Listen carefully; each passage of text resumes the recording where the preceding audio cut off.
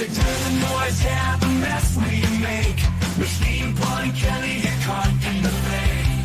Facts and logic with a twist of jest. Strip it down to truth, yeah, forget the rest.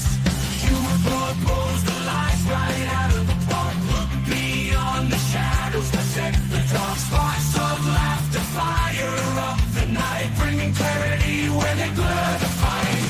Cut through the chaos, yeah, the tangled lies. Steam Pun Kelly with a set of clear eyes. Truths and jokes gonna rock this show. Step into light where the real facts glow.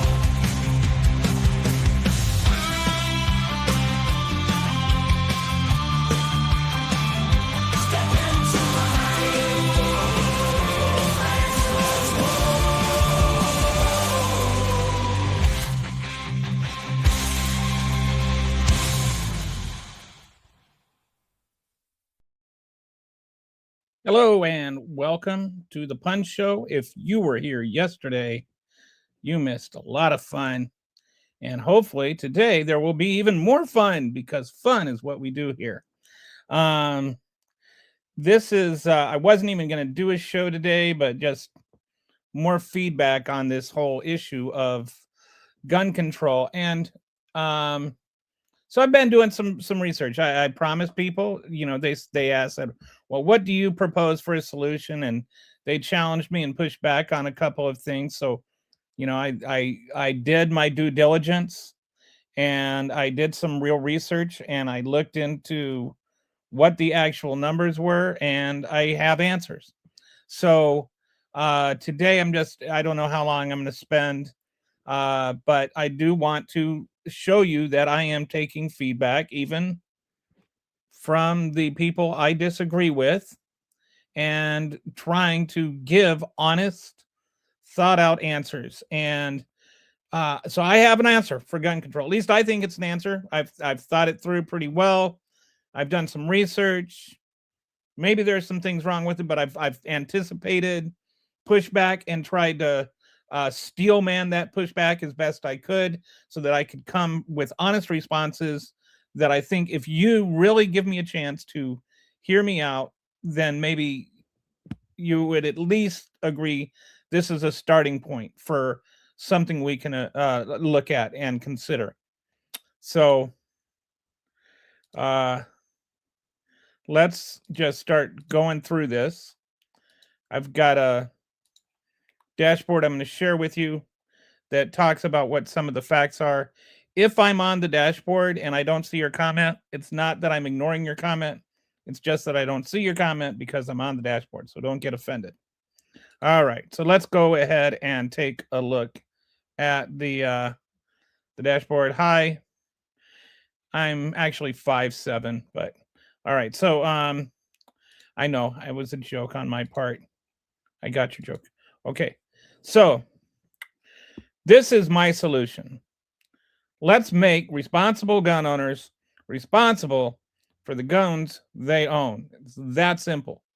Not talking about taking away anybody's gun that's not a danger to society and doesn't have a right to one. I'm not talking about taking away anybody's gun. In fact, if you will hear me out and let me get to my solution, I think it would actually make it easier for you to get a gun if you're a law-abiding citizen. So just hear me out. But at first, I want to answer a couple of questions that were there was some debate yesterday. The first thing I want to look at is how do criminals actually get their guns, right? Because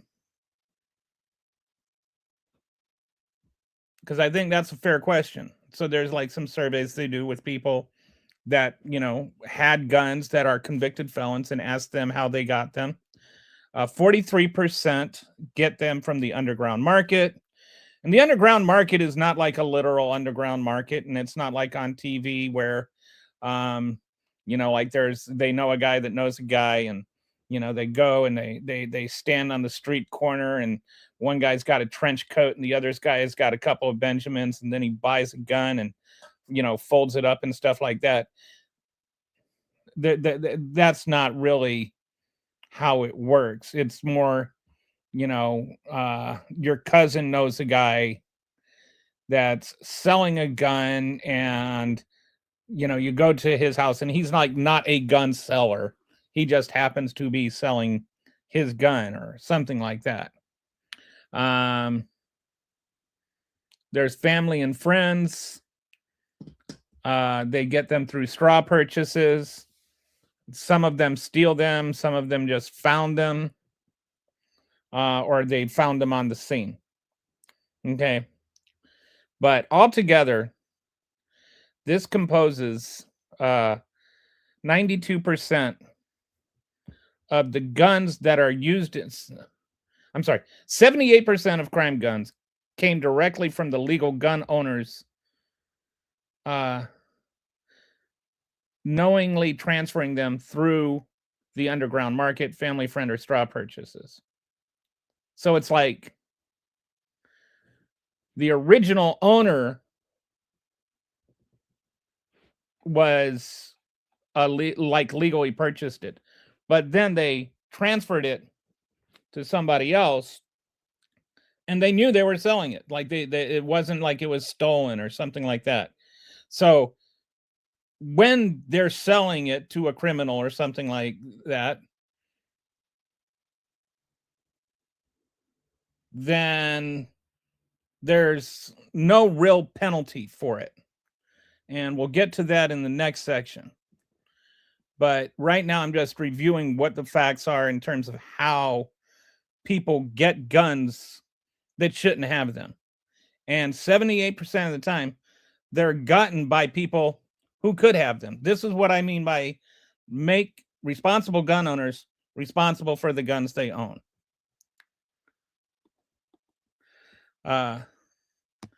There are some that are stolen, 266,000. And so we need to look at all these guns that are stolen. Why aren't we doing anything about it? Like, as a society, why aren't we trying to find these stolen guns? Why, and that's just the tip of the iceberg. 66,500 of the stolen guns every year never get reported to the police. I know there were some people yesterday that was saying that that's against the law. It's not in most states. I think it's 33. I think I might have it down there. It's not against the law to not report a stolen gun in 33 of 50 states. There are some states where it is, and we'll get into it in a minute. But most of the states it is illegal. There's not really any teeth to the law that makes it illegal. And that's one of the things that I want to review here is there's no, like, some of these things where people are like, just enforce the laws we have. But it's like there's no enforcement mechanism. And we'll get to that later too. But 92% of the crimes that are committed by guns, the guns aren't with the person that bought them. That's what I was trying to say earlier. Like, people that commit crimes, they didn't go to, and clear a gun check and then go use that gun for a crime. They came through somebody else, and that person through whom they came got them legally through a gun store or something like that. Almost all guns, unless they're stolen from the manufacturer or something, or stolen from a gun store, almost all guns were purchased initially by someone legally, and then they were transferred to somebody else. Like Fred bought them and sold them to Bob, and then Bob sold them to Claude, and Claude committed a crime. Fred didn't do anything wrong, and whether or not Bob did Bob know that Claude was going to commit a crime? Should he have known if Claude was going to commit a crime? So we want to look at how we can close those loopholes. Not trying to say Bob or Fred shouldn't have guns. I'm saying that Bob and Fred should be responsible to make sure they're not selling people guns that aren't felons. And yes, if Claude's a felon, it's illegal to buy him a gun, for him to buy a gun. But you're then asking the criminal to be the one that is responsible for upholding the law.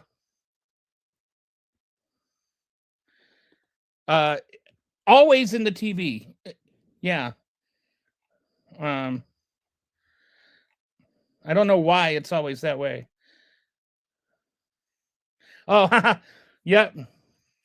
So anyway, just looking at this, uh, there is an issue, right? Like people are buying guns legally, and even legally bought guns end up in the hands of criminals.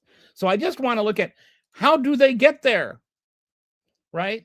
How do they get in the hands of criminals?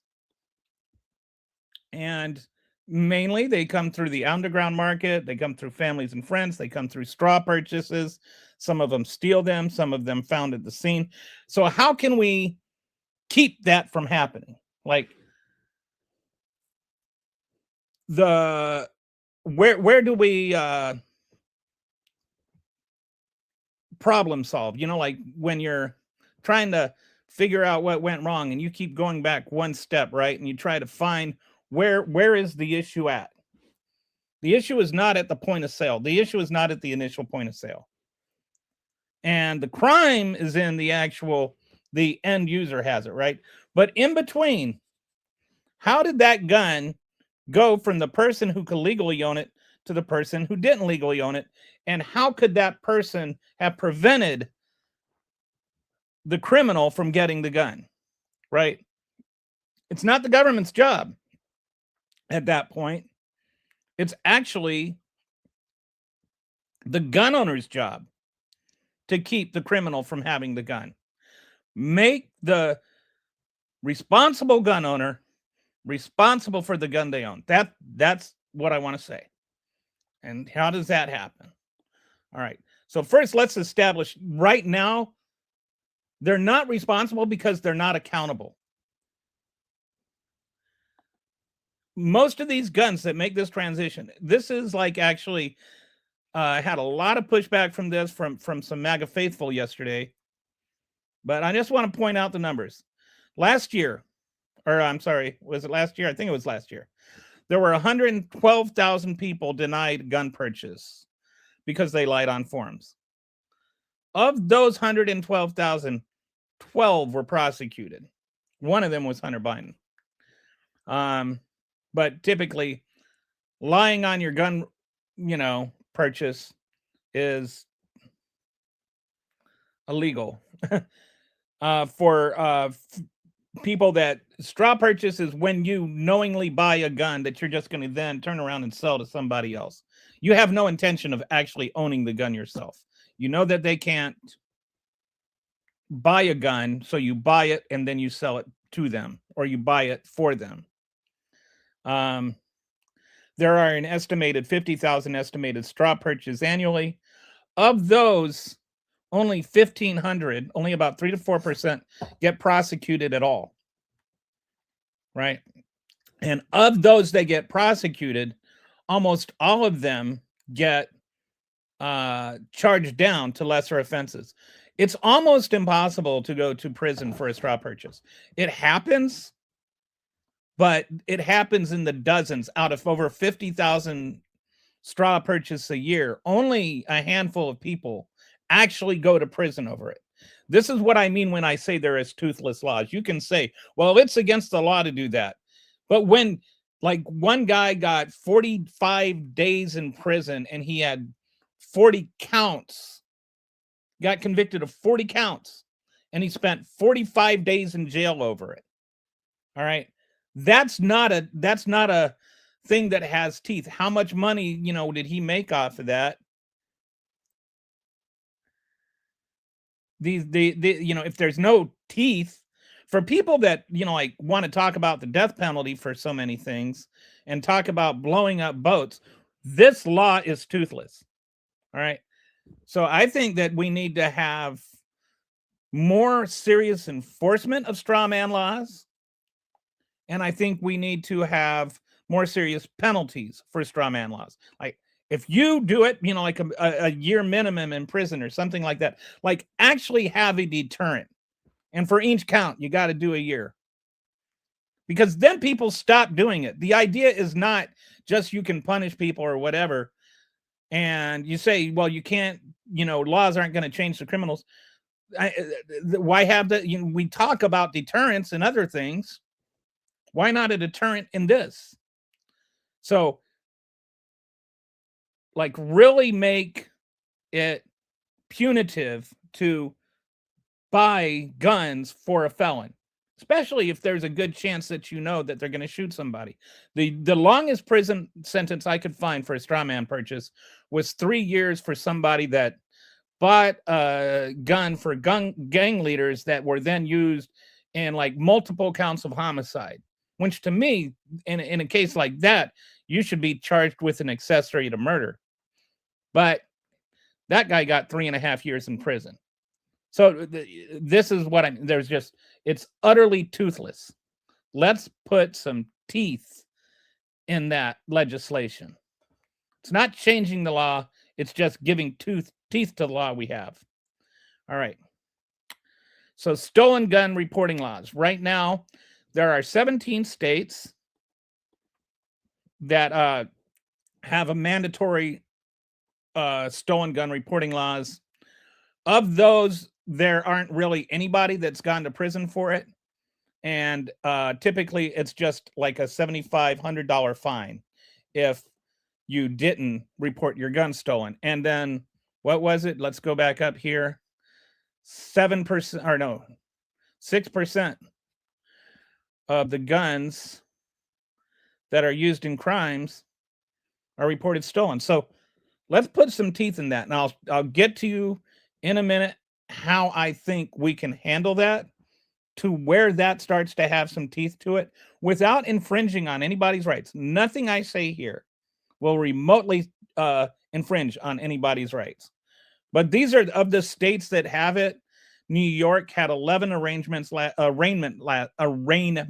last year, and their typical outcome was a $100 fine. Illinois has one.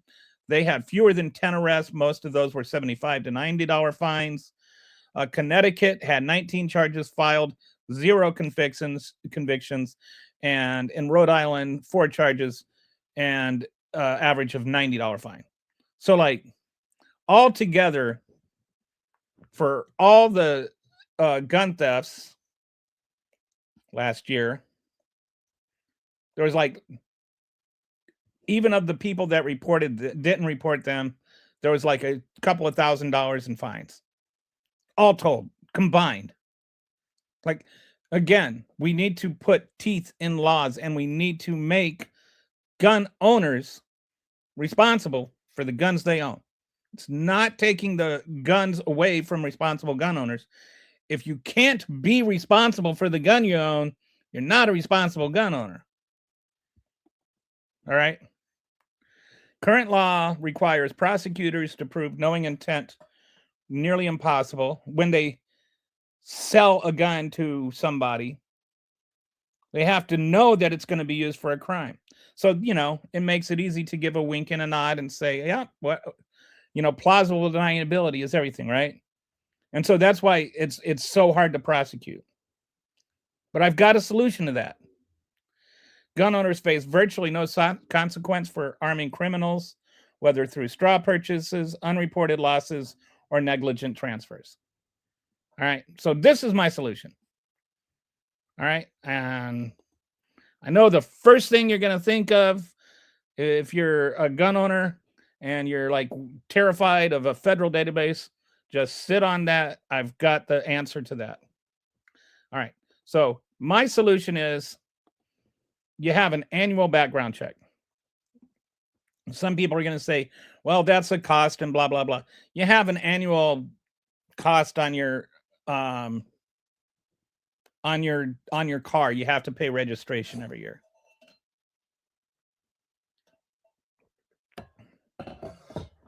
There's no reason we can't have a regular background check. And then you just have to renew that license. Then what you do is, if you want to go buy a gun, you can just you have an ID number on your little ID thing. You don't even have to show it to anybody. Go to buy a gun from, Fred goes to buy Bob's gun. And so then Bob just logs onto his computer or pulls out his phone or whatever, and he just enters Fred's background ID. And same thing can happen at the gun store. Same thing can happen anywhere. Anytime you purchase a gun, you just give them your background ID, they punch it in, and then it comes back in a couple of minutes and it shows the picture of the person who's buying the gun and like 2 security questions just to make sure it's them. Right? If they answer both questions correctly and you can visually confirm it's the same person, then you both sign an e-document confirming that the gun is being sold by you to them. Then that gun immediately becomes registered to that person. All right. So then they are responsible for that gun. You're not responsible for that gun anymore because you are not the gun owner. Like, you're only responsible for the guns you own. Then they own that gun. They are responsible for it. So that way, any gun we have the number for, we can immediately track and know who owns it. All right. Which, if that gun's not being used in a crime, will never be an issue. So if you're a responsible gun owner, you never have to worry about anything to do with the federal government having your ID. And I've got more safety stuff, to cover you with the database. All right. But when you sell the gun, both people sign saying that the gun is being sold, and then that new person becomes responsible for the gun. If the gun is stolen, then you have 48 hours to report it stolen, or a week. I'm not quite sure on the time frame, but you have a certain amount of time to report it stolen. And as long as you report it within that time frame that it is stolen, then you're not accountable for anything. But you have to routinely check your gun and keep it secured. Like, you have to keep it in a drug safe or have it locked up or on your person. And you have to keep that gun secured. If you're like not maintaining responsibility for your gun and making sure it's still in the gun safe every once in a while, you're not being responsible for the gun you own. So if the gun is gone for like 2 years and you don't know it, you are not a responsible gun owner. So you should be held responsible for that gun that you own if it is used in a crime, for not having reported it stolen. So as soon as you notice it's stolen, you have to report it. You put the number in the database, boom, you're not responsible for that gun anymore. We don't know where it is.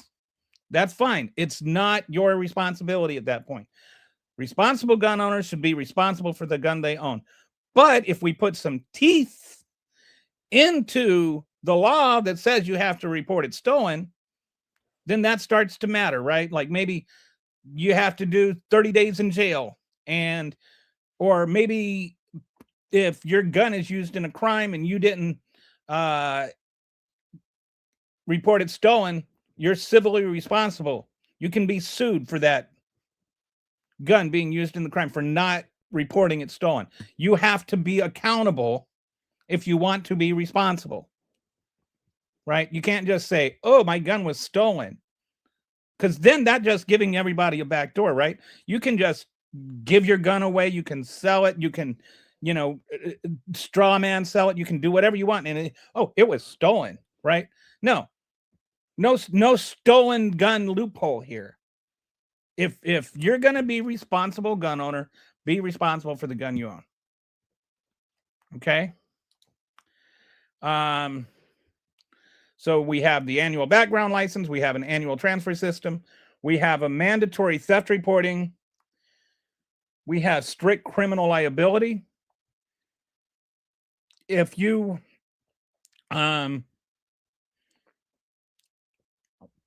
if the gun that you use that is registered to you is used in a crime, you can go to prison for it, because you're responsible for that gun. And too many people just want, like, you want to say it's not about the guns, it's about the people. Okay, what about the people that own the guns? Shouldn't people that own the guns be responsible for the guns that they own? I think so. So, and nothing here, nothing, not a single thing I've said, if you haven't noticed, actually conflicts with the single right you have. Okay, so if your gun is used illegally and it's your gun, then you are responsible for that.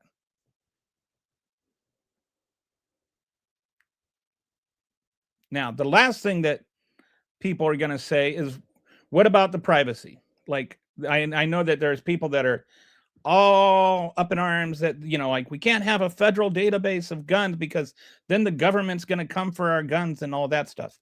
So here's how we get around that. Here's how we don't have to worry about that. We have an encrypted database. It's maintained by a department that is not like the DOJ. It's more like, like its own agency, like the FCC or whatever. It is an independent agency that oversees this database. In order to find out who owns a gun, you need the registration number or the name of the person that you're looking to see if they own the gun. And you have to have a judicial warrant to access that database. And then you can only get that gun or that person. Like, you can't just do an open look on, show me everybody that has a gun in the country. You have to, like, one entry per warrant. So to get every single gun owner, you would have to sit there and just be typing for like 400 hours, and you'd have to have a judge signing off on all of them. So it'd be impossible to access all of that. It would be encrypted and maintained by a separate agency, so that, like, it would be hacker proof and everything like that.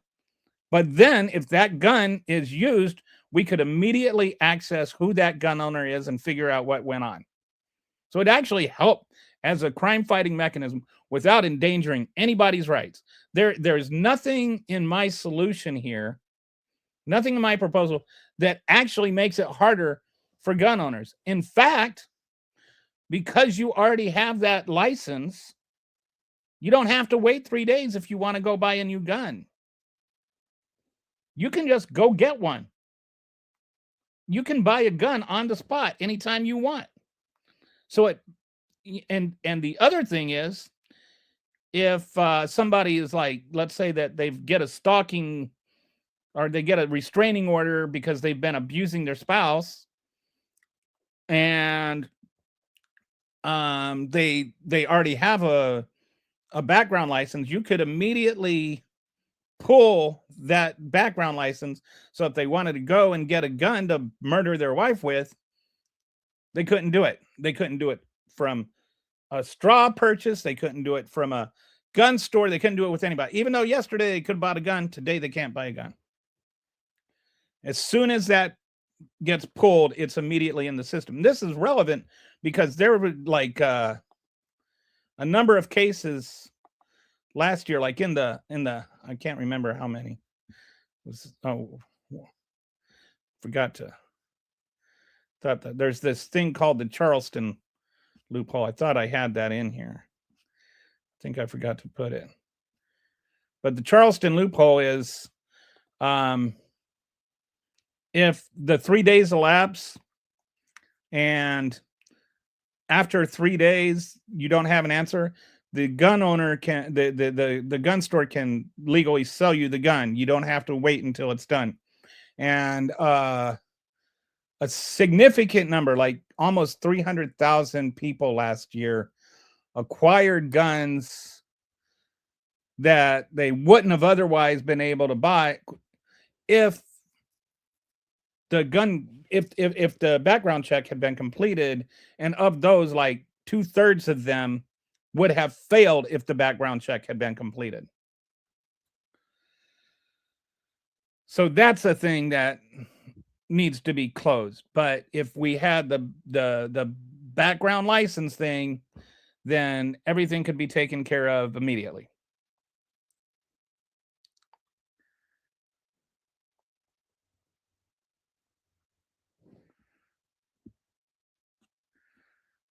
Okay, so we've got some comments here. Okay.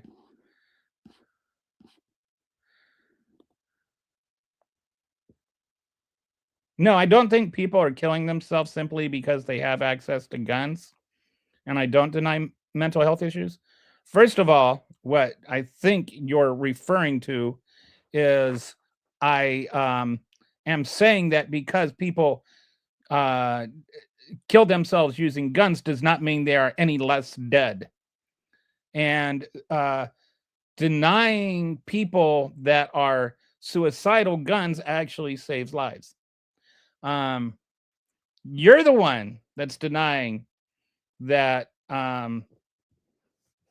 mental health issues. If you're thinking that giving them guns is going to make those mental health issues go away.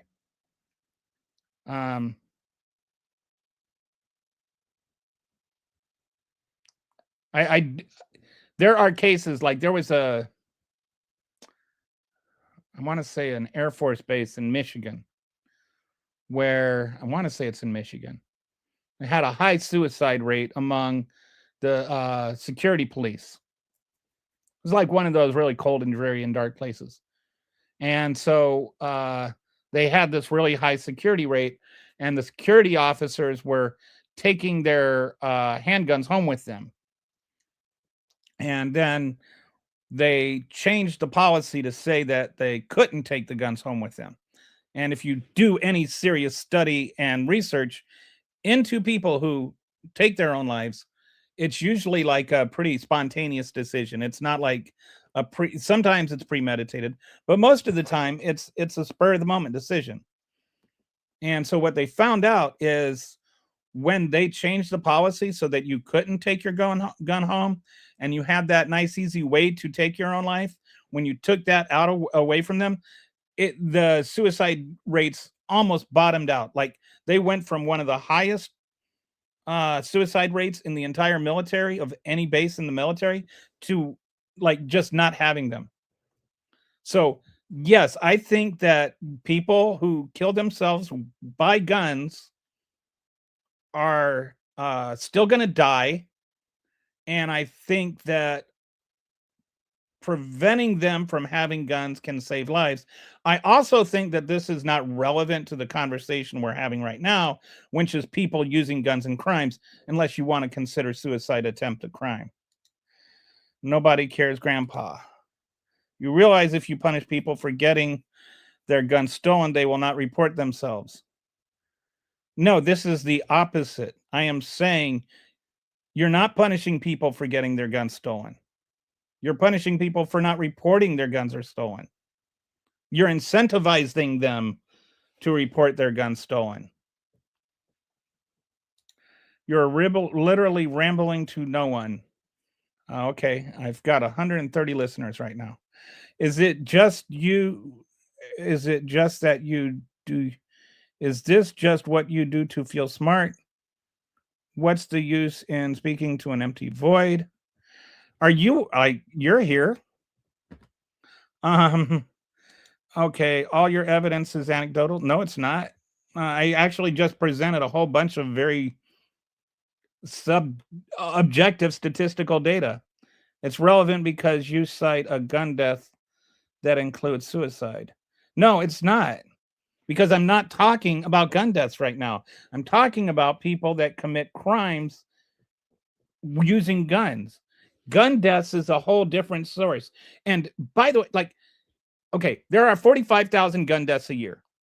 All the gun deaths, every single gun death, all 45,000 of them, whether it was caused by somebody else or caused by themselves, they involved guns and death. Like, those two things are the only two things that are relevant. Number one. Number two, you're dismissing suicides by guns as something we need to take care of. Why does it matter whether they shot somebody else or somebody else shot them? Or if they shot themselves? Why does it matter who did the shooting?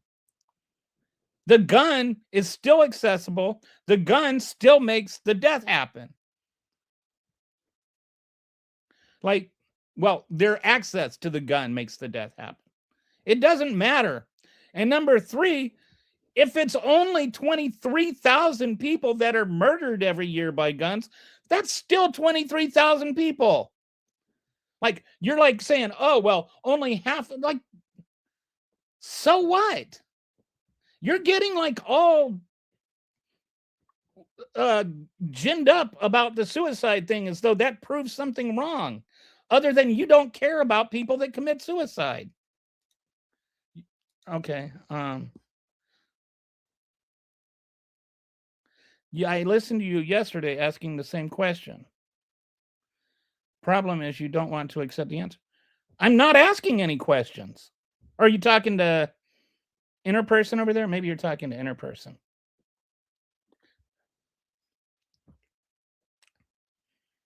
But yeah, like suicides are bad. I have friends that have taken their own life and it makes me sad. One of them by gun. Like, this is just such a weird position to take. Like, somehow gun deaths that involve suicide shouldn't count. Like, what kind of, like, what's the humanity in that? 23,000 out of, no. Okay, first of all, there aren't 400 million people. There's 320 million.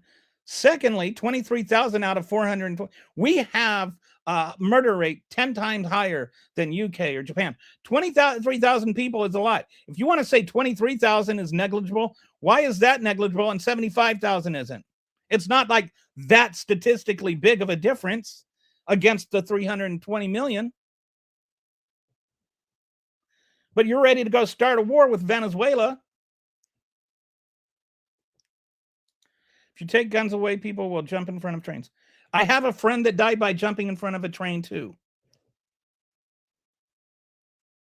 Stop using suicide as some sort of deflection. Yes, people will find ways to commit suicide if they're really committed to it. But when you take guns away, suicide rates drop. All right, so let's go back to this. All right. I mean, like, let's just really, law-abiding, my solution does not have any negative impact on any law-abiding citizen that wants to own a gun. You could still own whatever gun you wanted,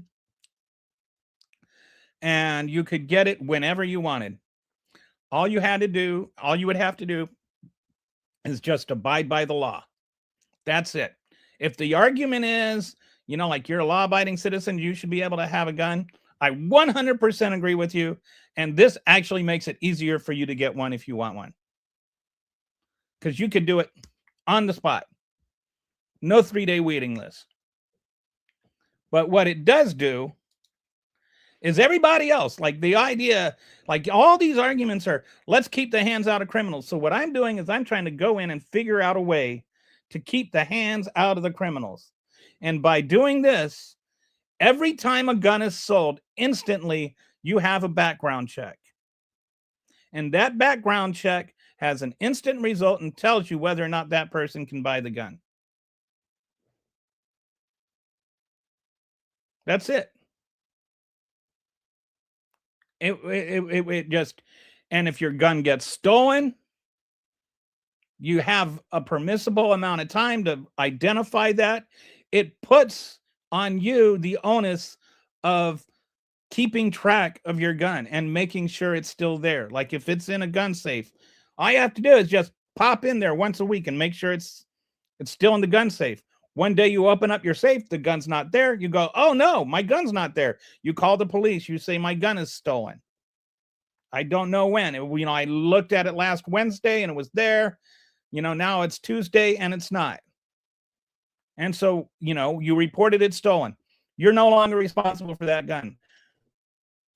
But it avoids people just being able to claim their gun was stolen when they gave it to a guy that said that they were going to go shoot their wife with it.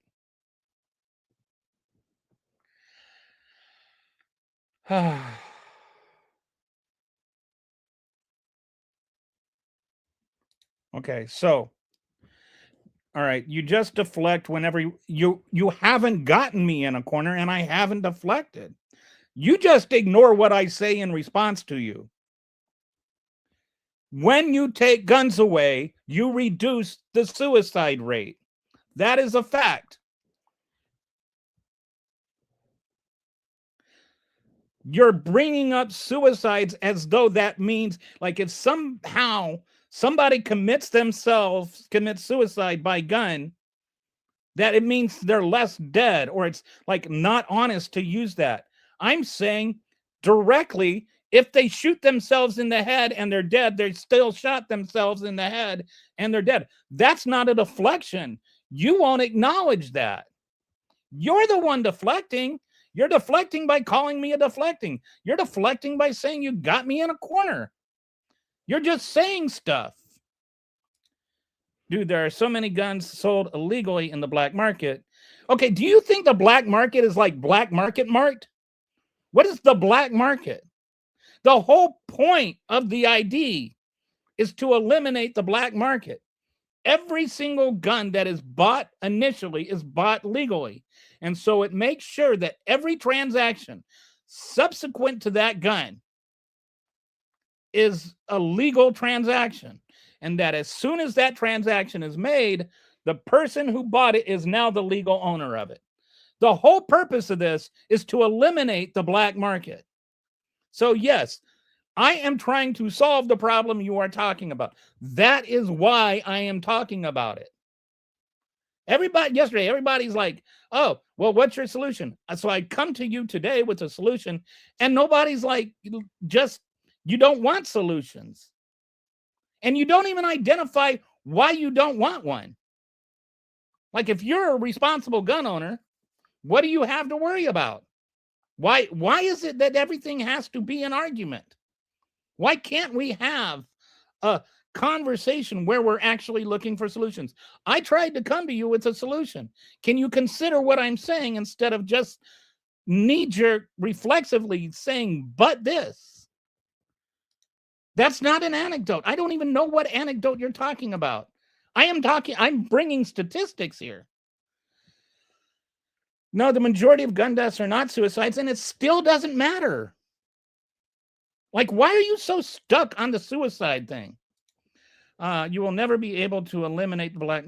You can, okay, now we're back into the thing we were in yesterday, where it's like, unless you're like, okay, you're never going to be able to eliminate illegal immigration entirely.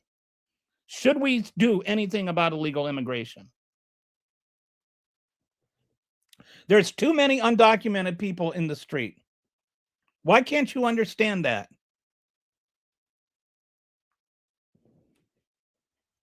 Do you see how that sounds? These arguments that, like, oh, unless you stop this crime entirely, there's no point in trying to stop this crime, is a dumb argument. The fact that it's ubiquitous, the fact that that is the case, means we are not doing enough. That means we need to do more than we are doing. It does not mean that we should just throw our hands in the air and say, oh no, there's nothing we can do. One thing we can do is, if you are carrying around an unregistered gun, we confiscate the gun. You go to jail for it. We make it so that the laws about carrying unregistered guns have teeth. And then you're eliminating the criminals and you're eliminating the guns. And you're not doing anything to law-abiding citizens that have legally owned guns. I don't know what two different arguments means. My view on illegal immigration is that we should make it easier to get in legally and harder to get in illegally.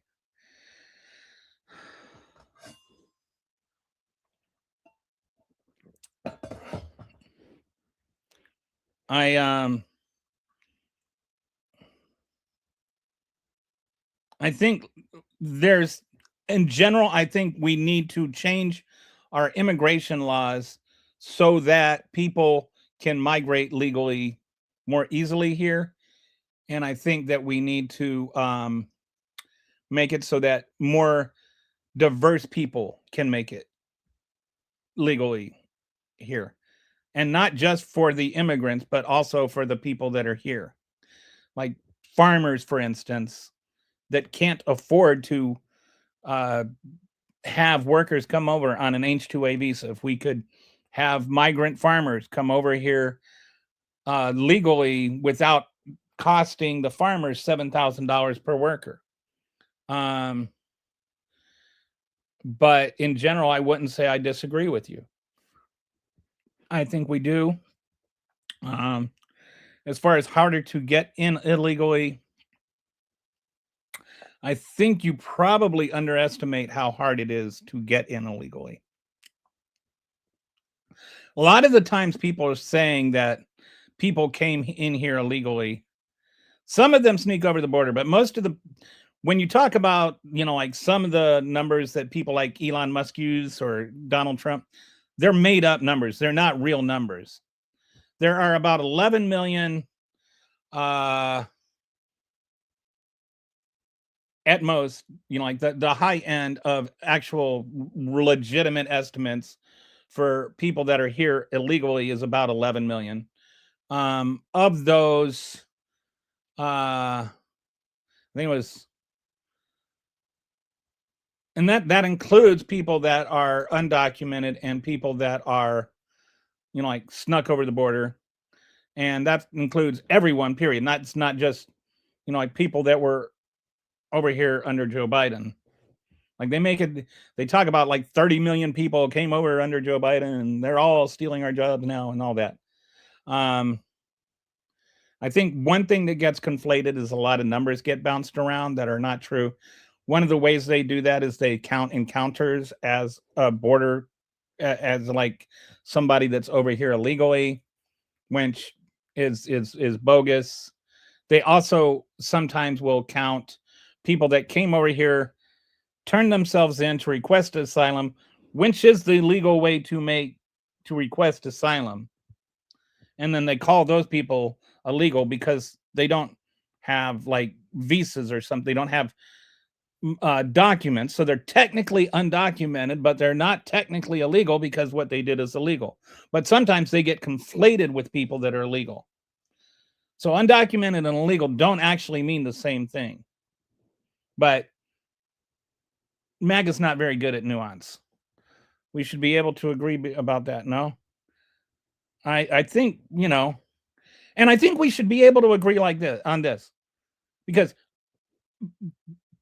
to frame it the way that you did, I think we should make it easier for legal gun owners to have guns, and I think we should make it harder for illegal gun owners to have guns. Same logic. Make it easier for people that are law-abiding to get guns. Make it harder for people who are not law-abiding to get guns.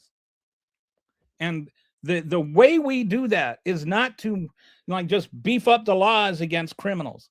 It's to put the onus of abiding the law on the law-abiding people. So the reason that I'm talking about this licensing and selling it and transferring it is because you, as the legal gun owner, are then responsible for the gun. And so when you sell the gun, then what happens, and I just close this out now. When you sell the gun, what happens is you're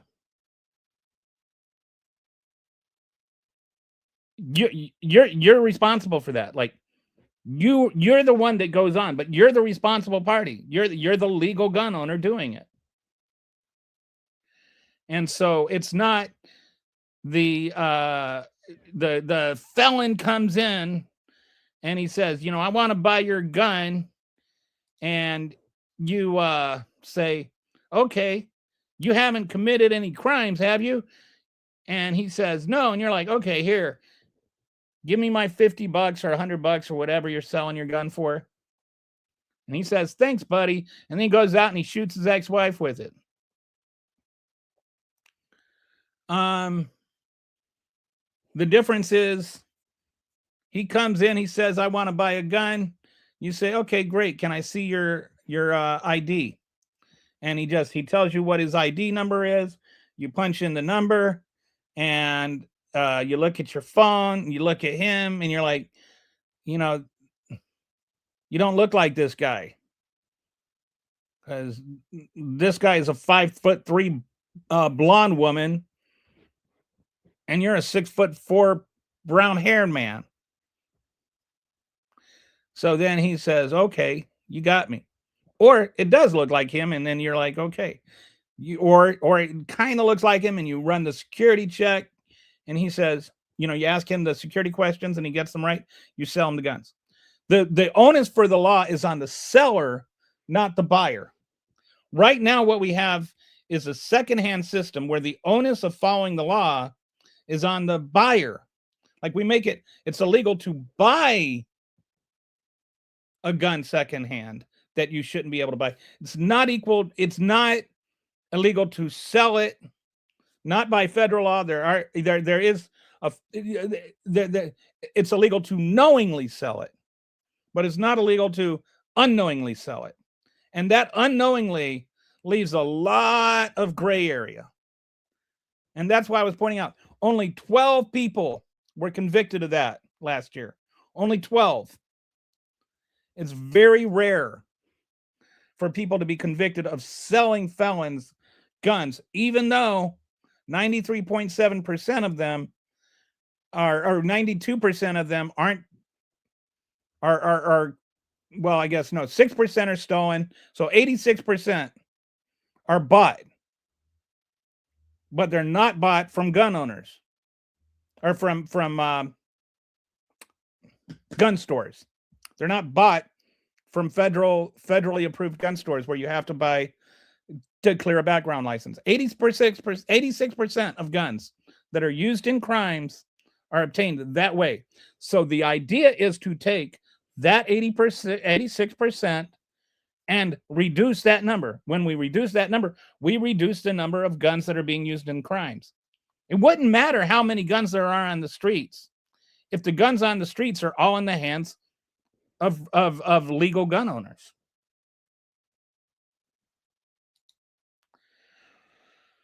Do you have a chance to think about the AI and the implications of AI Jesus on increasingly more secure West? I don't even know what that means. If he doesn't benefit the geriatric politicians, it doesn't happen. Yeah, I think that there is a sad amount of truth to that. Especially the Republicans. The Republicans try to block any kind of gun legislation there is. And like I said, I think most people would agree that criminals shouldn't have guns. I don't care if you're a Democrat or a Republican. I don't think most people would agree that that Republicans should have guns. I'm sorry. I don't have a problem with that. Was I don't think most people should agree. A Freudian slip there. I don't think most people would agree that criminals should have guns, but I just thought Republican politicians, criminals got all conflated in my head. Most people should agree that criminals should not have guns.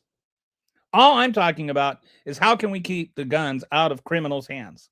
And the way to do that is not to just say, well, we just need criminals to go on the honor system, which is what we have right now. Effectively, every time a criminal buys a gun, there's no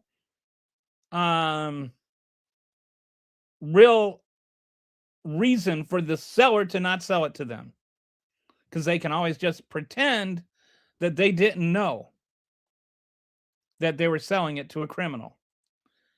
So let's put teeth in that law And let's put a mechanism in that law where we shift the ownership in that transaction from the buyer to the seller. Because the one thing we know about the seller is that they are law-abiding citizens because they bought the gun and they had to clear a background check in order to get the gun. And they have to have kept one maintained in order to keep the gun. Like, it's that simple. That is a law-abiding citizen. We know that. And so we're putting the onus in that transaction on the law-abiding citizen. And if we're going to do that effectively, we also need to put the responsibility on the law-abiding citizen. And does that make sense? Like, anyway. Yes, there are laws on the books regarding straw purchases. I don't know if you were here at the beginning, but I went over that. Those are very rarely prosecuted. I'll go back up for you and we'll go over this again since you weren't here. The actual numbers, this is, like when people say that all I have is anecdotes, this is the actual numbers. There's an estimated 50,000 straw purchases every year. Only 1,500 of those on average get prosecuted. Of those 1,500, very few of them actually end up in prison sentences or end up in prison sentences which don't act as a adequate deterrent. So like there was a guy that sold over 40 guns through straw purchases to gangs. That person ended up doing 45 days in jail, not 45 years, not 45 months, 45 days. Most of the time it gets pleaded down, and it's like very few people that get convicted of it end up doing any time at all in prison. If they do any time at all, most of the time it's just under house arrest. There's very little deterrent to doing straw purchases, and there's actually a pretty good incentive because, especially if you're doing it for the right people, there can be a lot of money in it. So, yes, there are laws on the books, but this is one of those things where I'm saying we need to put teeth in those laws. I like my firearms the same way California likes its citizens. Undocumented. Ha ha ha ha. Ha ha ha. Oh, ha.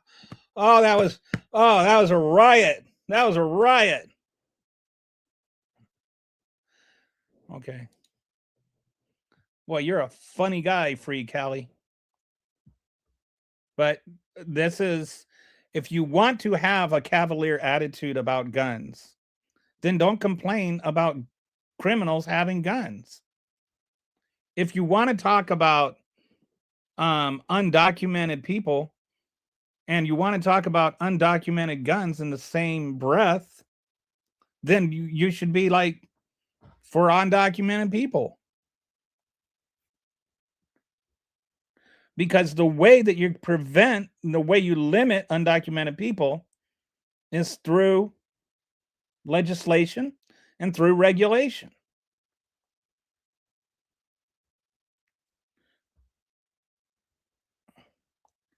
It's the diaper breath defending sex traffickers, of course. Okay, I don't know how I did any of that. Though I do think that's a pretty good description of Donald Trump. I agree with that, but putting more laws on the books, I'm sorry. I agree with that, but putting more laws on the books that affect legal gun owners isn't the answer. But this doesn't affect any legal gun owners. It actually, like I said, all it does for legal gun owners is make it easier for them to get guns. Because all they have to do is go and just give their ID and they get a gun. It actually makes it easier for gun owners. Doesn't hinder them at all. You want to buy a gun? Go buy a gun. It just makes it harder for criminals to get guns. That's all it does. It makes it easier for, like, do you agree that making it you talked about, like, your position on immigration is it should be easier for people to immigrate legally and harder for people to immigrate illegally. So I'm saying the same thing should be true for guns. It should be easier to buy them legally, it should be harder to buy them illegally. But right now, we have a system where it's actually easier to buy them illegally than it is to buy them legally. It is easier to buy a gun illegally than it is to buy one legally. Like, think about that. Like, we can talk all we want about the gun laws we have, but if that's the reality of the gun laws we have, the gun laws we have are broken. And that's why we have 45,000 shootings every year, whether it's somebody shooting themselves or somebody else shooting them. And that's why we have 23,000 people every year murdered by guns. Because it's easier to buy a gun illegally than it is to buy one legally. Let's make it easier to buy them legally, harder to buy them illegally. This dude is okay. Okay, you're doing the whole thing about wearing. Would you please tell me what I've said that's not true? Go ahead. Like, you keep, like, you were doing this yesterday, and I'll share this dashboard in the chat here. You can go ahead and you can look at it, and you can tell me what in there is not true. Because everything is true.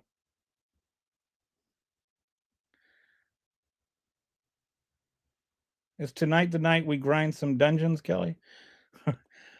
I have never played World of Warcraft. Click the three buttons. I don't know. How do you make G? I don't know what G is. Then name one thing I said that's false. You talk a lot and you say little. Okay, stop fighting with people, Kelly. We can discuss. I'm going to have to try to play World of Warcraft just for you. How do you make purchasing illegal firearms harder? Well, that's what I just went through. We may, were you not here when I went through the whole thing? The idea is that you get a background ID card, and that every time anybody buys a gun, you type in the number for their background ID, you confirm that they can legally purchase a gun, and then you sell them the gun if you can confirm it. If you can't confirm it, you can't sell them the gun. It's illegal to sell them the gun. All we're doing is shifting the legal onus from the criminal to the lawful gun owner. We make it illegal to sell a gun without confirming that they are a legal gun owner. Will it be a perfect solution? Will it stop all illegal gun owners, gun purchases? No, but it will definitely have an impact. Okay, somebody breaks into my home and steals my legal. Yes, that's already been covered. That's already been covered. Like, don't come an hour in and start asking questions as though they haven't been answered. If somebody breaks into your house and steals your gun, then you have 24 to 48 hours to, report it stolen, and then you're not responsible for that gun anymore. And it could be a week, could be 2 weeks. The time frame is something that can be debated. But this again goes to, if you are a responsible gun owner, be responsible for your guns. Keep them in a gun safe. And every once in a while, check on the guns to make sure they're still there. If they're not there, call and report them stolen. Boom. But that does two things. One is it makes the legal gun owners actually make sure that they're keeping up with their guns. And so it's not like, oh, that was like, I don't know what happened to that. I haven't seen that in 2 years. It makes them responsible for it. Number two, it keeps people from just lying. It keeps people from just selling their guns and saying that it was stolen when it wasn't stolen, after it got used in a crime. I actually disagree with a lot of what you say, but you remind me of my dad, so I can't be mean. That's why I just bring up World of Warcraft, so I avoid being mean. Well, your dad sounds like a nice guy. So how are people purchasing guns illegally? I already went through that, dude. Again, in the first hour, I went over that. Here, let me show you. These are the ways that people are getting guns illegally. 43% are getting them on the underground market. 25% are getting them from family and friends. 10% are getting them through straw purchases. 6% are stealing them. 7% of them are, finding them or getting them on the crime scene. All of these things, every single one of these all of these guns were initially purchased by somebody legally. So if you make it so that every time that gun changes hands, you make sure that it's not being transferred to a criminal, then criminals stop purchasing guns.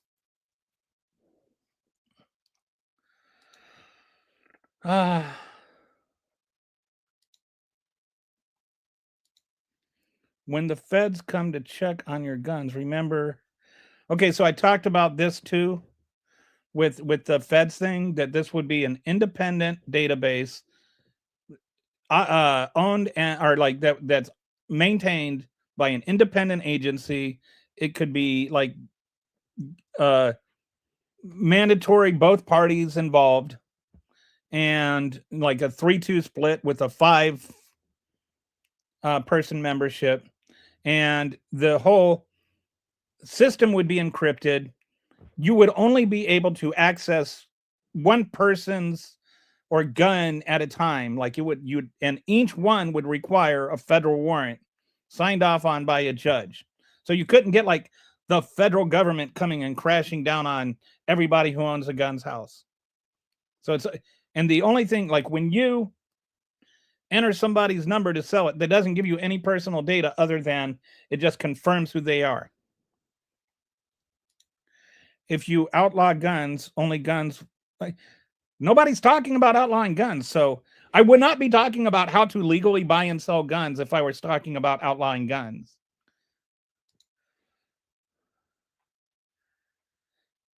It doesn't, some of this is just like, it's not even facts are irrelevant to MAGA. It's thought. Like I think that only law-abiding citizens should be able to legally buy guns.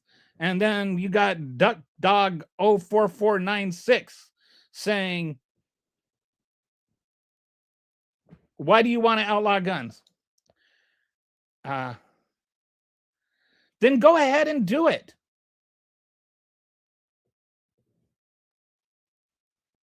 If you think that's the answer, then why are you so worried about buying guns?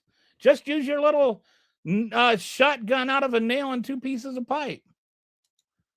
So you're okay with Doge having access? No. Because Doge is not at all what I'm talking about. I'm okay with the Social Security Administration having my Social Security number. Well, we're into the trans arguments now. ATF can already come to people's houses wearing. Okay. Then we're not talking about changing anything. You trust the government. Are you bleeping Why do you trust the Social Security office? Well, because they send my wife her disability check.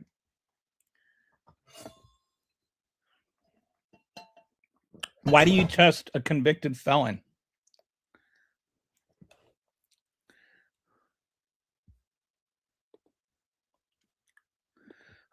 Turning in your guns. Who's talking about turning in your guns? Like, you guys are just like falling back on your traditional, talking points here. I'm trying to find you said yesterday, everybody asked, what's the solution? So I came up with a solution that actually makes it easier for you. Makes it easier for gun owners and addresses what you said was the big concern, is that criminals have guns. And I have yet to see anybody actually respond to the actual suggestion. If you want to say it's stupid, if you want to say it's why it's stupid, then go ahead. Donald Trump is a convicted felon. And the Aussies. What about the Aussies? Are you talking to Skippy? Yeah. The Aussies didn't have a mass shooting for 30 years. And then they had one. 15 people died. How many have we had in the last 30 years? How's not turning in all our guns working out for us? I'm not saying we should, but let's not take one mass shooting in Australia on the same day that we had a mass shooting here in America as though that somehow proves a point. No, he was convicted. He was convicted. The jury said he's guilty. That's not misinformation. That's a fact. I don't know what I think. Are you like one of those people that says until all the appeals are heard, he's not convicted or something? I just want to say there are a lot of people in prison right now that have appeals that are convicted felons. Oh, so okay, we've got a racist problem right here.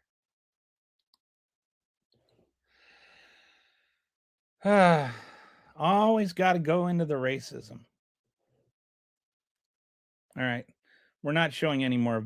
Once you start showing racist comments, I stopped displaying your comments and responding to them.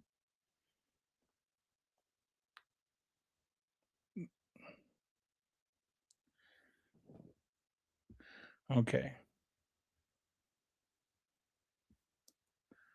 So anyway, facts are not racist, but you are. The knowledge of how to make firearms is everywhere. Are you gonna? Yeah. Okay. But yeah. No, I'm not going to. If everybody is sitting there and they're making their own firearms, that's a problem that we'll cross that bridge when we come to it. But this is just, oh, well, somebody could create their own nuclear bomb, so let's give everybody nuclear bombs. Like, I live in Illinois I live in a state in Illinois where the state banned all of assault rifles that previously owned. You could keep yours, but had to register them with the state police. Most people told government to pound sand. Okay. What percent of the guns used in Chicago are bought in Indiana? What did I say? I'm not gonna.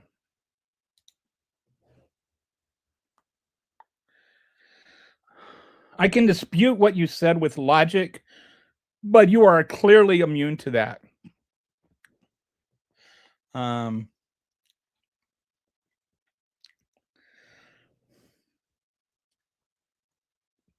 all right. Does anybody actually want to talk about the subject, or does everybody just want to scream their favorite NRA talking points?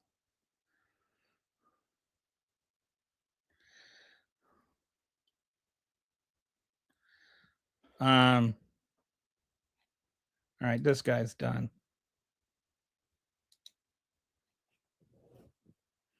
I can't stand racist arguments.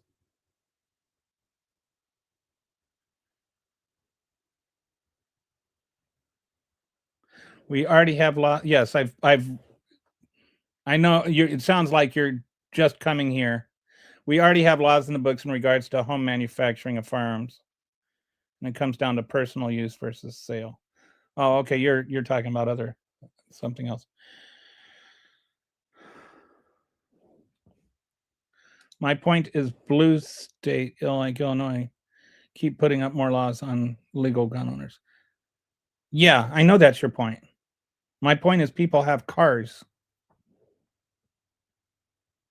That's why my point is, like, I think we address this the wrong way. I think it's all state by state, where it's not national, and so it's easy enough for people to circumvent state laws by just driving to another state.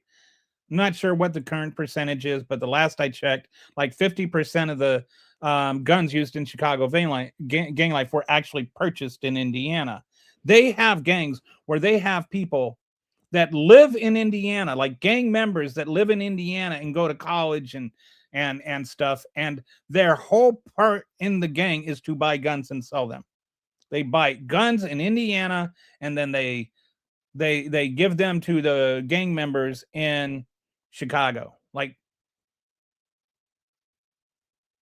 and there was one of them that got convicted of straw purchasing. He got 45 days in jail for selling 40 guns. Like, this is what I mean when I say, like, there's straw purchases, there's ways around the laws. This is why we need to shift our strategy and make the responsible gun owners responsible for the guns they own. And we need to make this a federal approach rather than a state by state approach, because state laws can be circumvented if you have a car.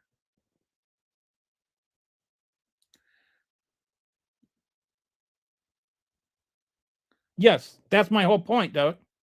So let's keep the guns out of criminals. That's my entire point. I'm like saying circles are round, and you're like saying, oh yeah, circles are round. Like, that's my point. Let's keep the hands out of criminals. Like, make it harder for them to get guns. I am not making an anti-gun argument. I am making an anti-criminal having gun argument.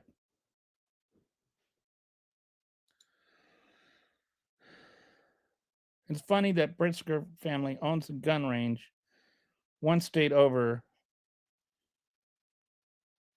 and allows AR. I don't know anything about that. I don't know what that means, or can't comment on it. You know, and it's not really relevant to the discussion anyway. Like, I'm not talking about AR-15s or gun ranges or anything like that. All I'm talking about is, let's figure out a way to keep criminals from having guns.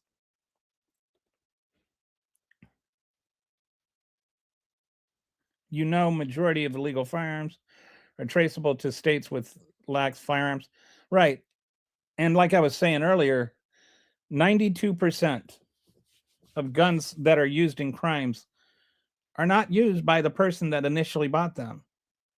But 100% of the guns that are used in crimes were initially bought legally. Like, so that means, like, you think about that. If you could make it so that the people who bought the guns legally only sold them legally, by that I mean actually sold them to people who could buy them legally, then 100% of the guns would be bought legally. And you'd get rid of 92% of the guns that are bought by criminals. If we got rid of 92% of the guns that are bought by criminals, don't you think that we could reduce the crime rate? And we could, like, make a dent? Yes. Would there still be ways to get around it? Yes. But we could make a dent in it. And even if you know, people would say, oh, well, you can still get them on the black market. To a point, yes. But it's not like the black market is like a shopping mall people go to. And it's not like the black market isn't price driven. like study after study shows, when you tighten up the gun laws that keep criminals from getting guns, the price of black market guns goes up. And when the price of black market guns up, gun violence goes down because people can't afford those guns anymore. We're not talking about anything to do with taking away the legal rights of people to own guns. And I'm not even talking right now about what kind of gun you can own. I'm just talking about you being responsible as a gun owner for the guns you own. Does anybody want to say gun owners should not be responsible for the guns they own?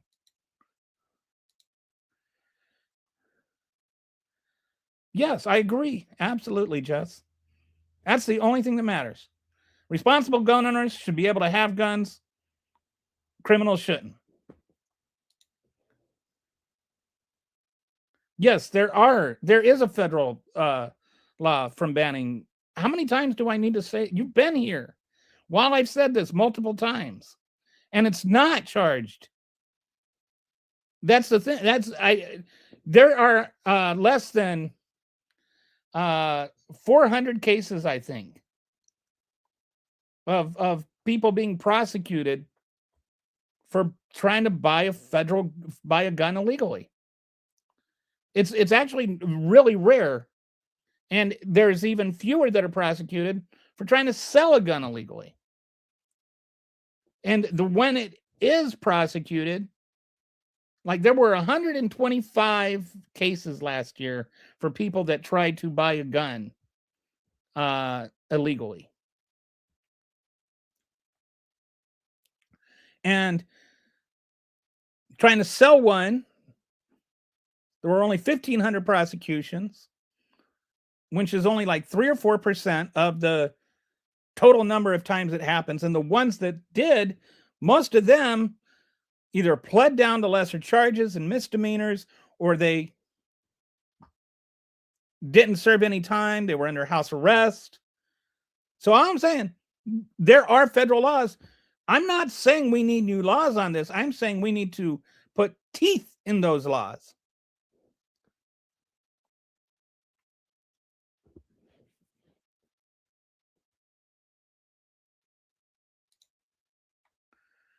And yeah, anyway, there will always be a problem, but that doesn't mean we shouldn't make the effort to mitigate the guns. Yes. And I think we've overswung the pendulum on this. We're like so hurried about, and so like even right now, I have talked about a solution that only affects criminals negatively. It actually has a positive effect on it if you're a gun owner. Makes it easier for you to get a gun. But somehow, like, the reaction is just, oh, well, we're keeping the hands out of criminals. And it's like, unless you're a criminal, what are you worried about? If I had a gun, I'd get a CCW. I don't know what a CCW is. Are you trans? No. You need to clean the gun and use a gun range. You need to learn to clean the gun and use a gun range. I learned how to use a gun range when I was in the military. I mean, it's not like anybody that's like wants to keep the hands out of criminals has never fired a gun before.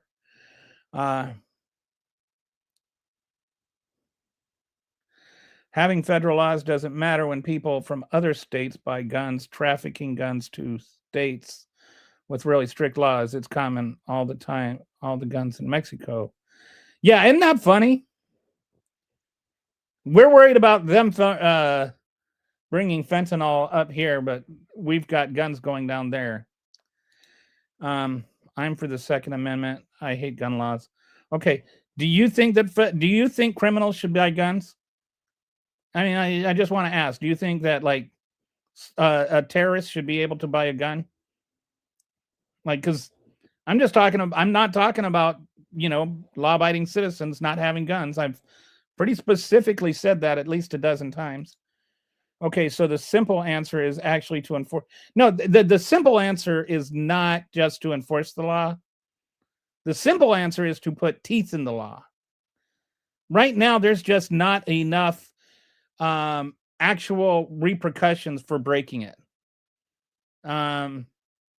It's not just enforcing it, it's making it so that the law becomes a deterrent, so that if and to also shift the onus from the gun buyer to the gun owner. So like I can come to you as a felon, and I'm not a felon, but hypothetically, let's say you're selling a gun on Craigslist and I want to go buy a gun and I see your Craigslist ad. And so I go and I talk to you and I buy your gun, and you say, "Are you a felon?" And I say, "No, I'm not a felon." And you say, "Okay." And then you sell me your gun. In some states this is legal, in some cases, some states it's not. But you sell me your gun. I am breaking a federal law. You are not breaking a federal law. Unless you know for a fact I'm felon or have reason to believe it. If I look like an honest guy, I pull up in my Nissan Leaf, and I'm not, like I'm not all decked out in gang gear or whatever. I just look like your typical cisgender middle-aged white guy. And so you have no reason to believe I'm a felon. And so you just sell me your gun. You haven't broken any laws. And it's not really fair of you to like do a background check on me, right? So how can we make it so that for you can be responsible to make sure that I am not a felon before you sell me the gun? I have to show you my ID. I have to show you this thing that says I have cleared a background check. Then you confirm that through the updated database. You type in the number and it shows me your picture, or it shows you my picture, and you say, "Yep, you're that ugly looking white guy." And so then you sell me the gun. Or you say, "Oh, no, that doesn't look like you. You don't look like an Asian girl." Then you say, "No, I can't sell you this gun. This ID doesn't match you." So I'm putting the burden on you to determine that the person you're selling the gun to has passed a background check. That's all it does. When you sell your gun, you have to make sure that it's being sold to somebody that's legal.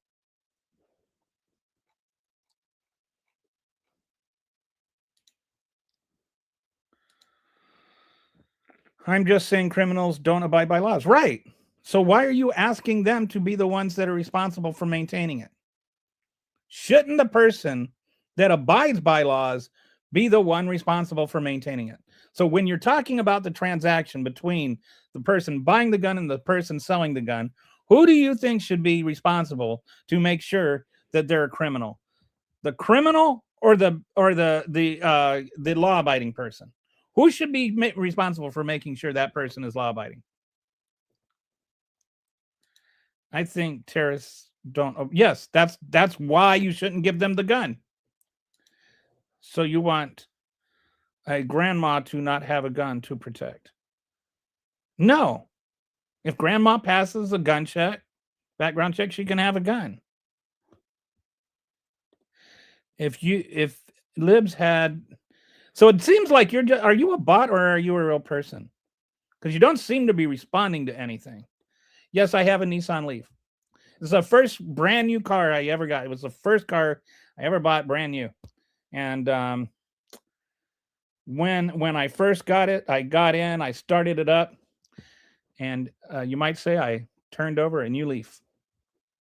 See, it is the Pun Show. Nobody is believing you aren't a diaper sniper. Okay. Stop the clap. Stop the cap. I don't know what the cap is. You have the option to transfer a. Yes, so that's the thing, is all guns that would be sold would have this requirement.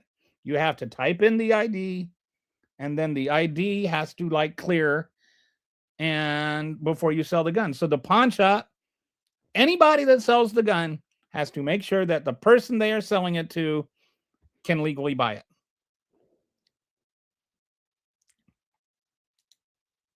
Costs $25.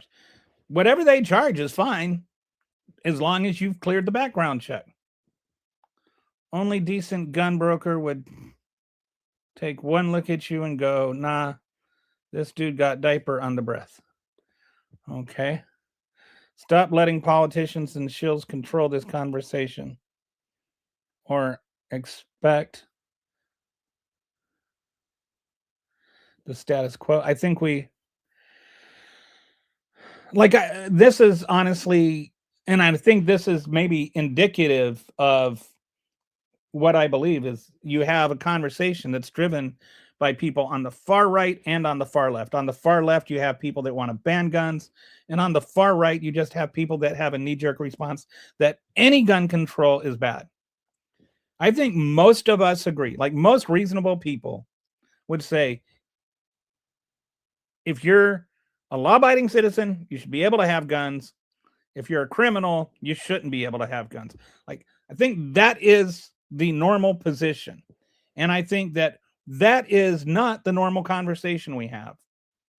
I wish we could have conversations like I'm trying to have right now, like offer solutions. How can we keep the hands out of criminals without taking them out of the hands of people like this dude? You know, I don't want to take your guns away. I want you to be able to have guns, but I don't want criminals to have guns, and I don't know why it has to be a choice. There he is. It's a bot. Somebody says he's a bot. I don't know if bots need. Okay, then respond to it. Do you agree that criminals should have guns or not? Do you want it to make it? Do you want, as a responsible gun owner and a real person, would you rather have it be easier or harder for you to buy guns? I want to make it easier for you to buy guns.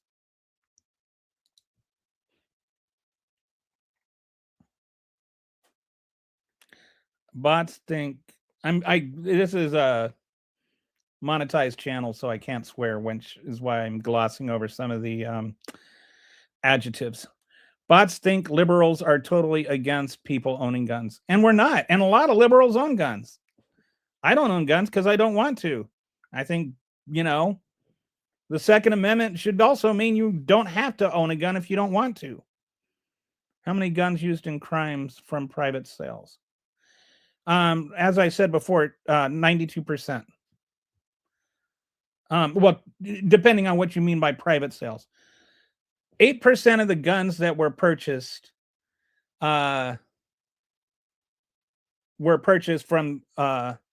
the, like that, it was like the initial owner. 92% were sold to somebody at some point, whether it's 2 or 3 times or whatever. And every subsequent sale is considered a private sale, even if it's like a black market sale or whatever. And the idea, it would be like, once to buy a gun, you have to clear the thing. And so then you become responsible for that gun. So that closes 100% of those guns. Any gun that is sold, you would have to clear a background check for. Wouldn't matter if it was a private sale or if it was a public sale. Red tape? No, it wouldn't be red tape. It would be 5 minutes. It would be punching in a number. It would actually make it quicker and easier. The sadness on the dude's face, he knows. I don't know what you're onto. I don't think you have any substance. What about just independence? I don't know if you mean voter independence or if I don't know if you mean independence like independence as in Independence Day. Like, and what about independence? I have no idea what that question means. I think that criminals should not have guns, and I think law-abiding people should. I think law-abiding people includes independence. I think that law-abiding people includes Republicans. I think law-abiding people includes Democrats. Over 70% of guns recovered went from recovered by the ATF went from a dealer directly and went through a background check. So if this isn't a helpful push, okay, I would just say your numbers are wrong. This is not true.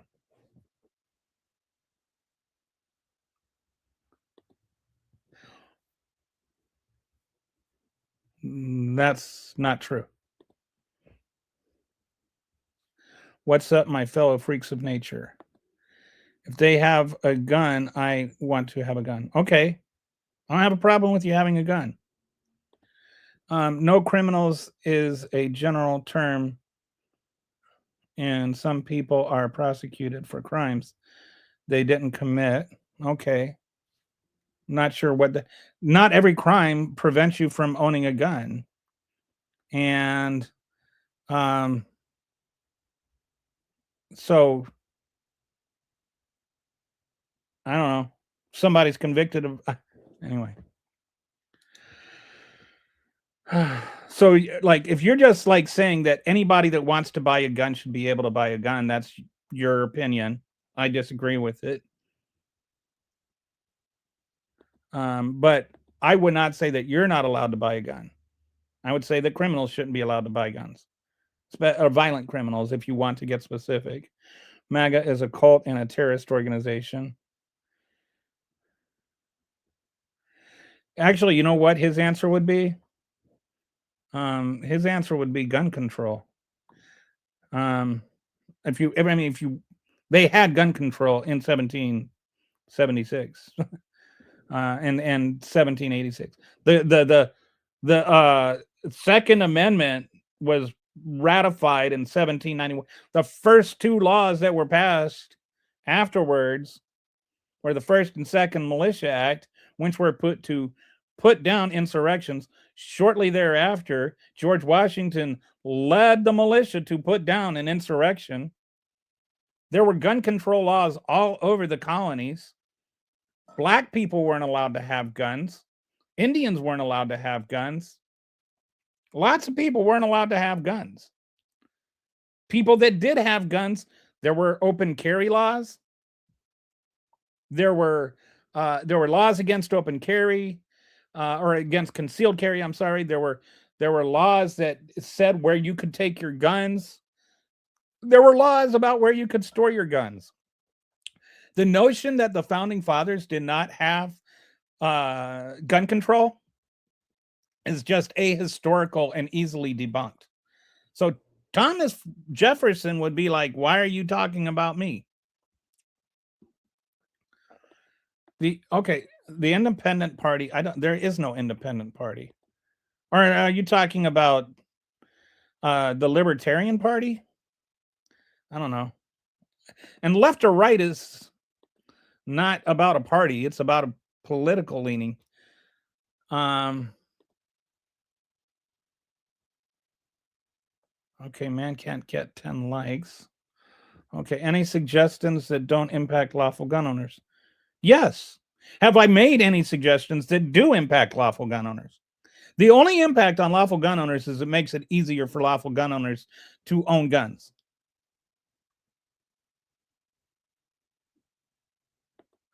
You don't want me to sing. That is not one of them. I've been paid to sing in other places, and by that I mean like people will give me money to go sing some other place. Guns brought my freedom. Guns are right. A woman that speaketh her mind and a witch. Then you'd hear several loud booms.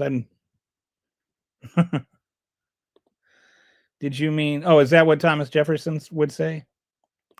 Do you mean specifically felons? I mean violent criminals. And in certain cases, like where there have been noticeable red flags, like a domestic abuser that's got divorce and a restraining order. And I think that those things would have to be signed off by, like a judge would have to sign a warrant. I think that there should be serious judicial review before you do it. But I also think that, like women should not have to be living in fear for their life because they divorced their husband. And I think that there are like plenty of cases where people have been murdered because there weren't these things. So they're like, the other side of it is like people have a right to breathe and shouldn't have to like be put in a place where they have to decide whether to murder their ex-husband or be murdered by their ex-husband. We've compromised for over a century. We've given, how old are you?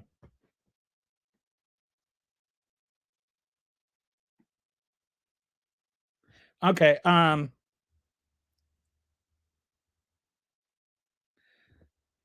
That's just a lot of NRA blah blah blah. You're not sacrificing anything. I will just say that. Like the rest of it is too weird to get into. But I'm not asking you. What am I asking you to sacrifice? No, the Second Amendment says nothing about permits. The Second Amendment was not meant like. I talked about the Second Amendment yesterday. I'm not going to go back into it today. But the Second Amendment was not like written as the totality of all gun laws. If they didn't have gun control, why did they have gun control? Yes, people kill people. Guns don't kill people, people do. So why do we want to give people that kill people guns? Like, why is it like you think that's some sort of like gotcha? You're just owning yourself. All I'm saying is, okay, yes, people kill people. So the people that kill people, let's not give them guns to kill people. If you truly care and truly want some progress, then push for school security. Whenever, like almost every time you see a school shooting where there's a school guard there with an armed school guard, the first person killed is the guard. This is like something that Donald Trump spouted off one time. And so now it's become the talking point from the right. This is just, it is not helpful. There's no anything that indicates that school guards, having armed school guards, has any use in shooting. The end up usually what happens is these guys have like, they've got all this body armor and stuff. And the security guard has a little handgun and he's the first one that's killed. And then the shooter has another gun. Nerd, thank you.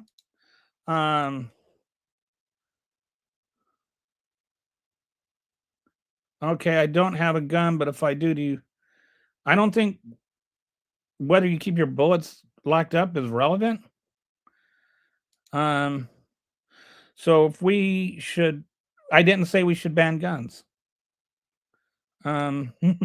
Libertarian Party is a joke. Guns are beautiful things. I hate to see your Pornhub history. Responsible gun owners aren't the ones we need to worry about. Right. That's why I'm saying make them responsible for the gun owners. Guns they own. Let's just keep the guns in the hands of responsible gun owners. We cool with that? Can you just say, I think only responsible gun owners should have guns? Like as I do. I think only responsible gun owners should have guns. Do you agree with that? Yes or no? But I don't know. Should be like the cars need to pass a license. They're like I don't know where I fall on that. I think you're talking about like a safety class or something like that, and you have to like pass a test that you understand how it's done. A lot of that, like, and then people say, well, I've been around guns my whole life. I know how to set, then the gun, they end up shooting themselves in the foot 3 days later. I think there needs to be more gun control. The amount of time I've been threatened in a school with gun violence because I'm trans. Oh, I'm sorry. That,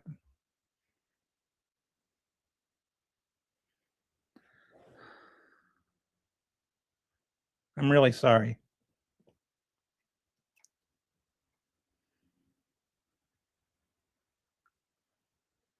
Like, that really makes me sad. My nephew is trans, and the trans community, I really feel for you guys. Guns are fine. It's mental health issues that's the problem. Okay, so let's keep the guns away from the people that have mental health issues then. Like, I don't understand. Like, I am not promoting an anti-gun argument here. And I'm not promoting that people with, responsible gun owners, like I keep saying, let responsible gun owners have guns. Let's keep them out of the dangerous people's hands.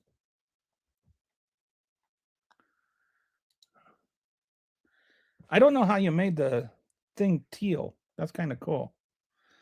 Legalize. I don't know what that is or what that means. Sadie, I don't know what that means. People had common sense back then. Well, not really. They like own people, dude. I do myself with substance abuse. I don't need a gun. Side note, you research Mock versus Garland. No, I'm not gonna be your little monkey. If you ban SSR, okay, that's an opinion.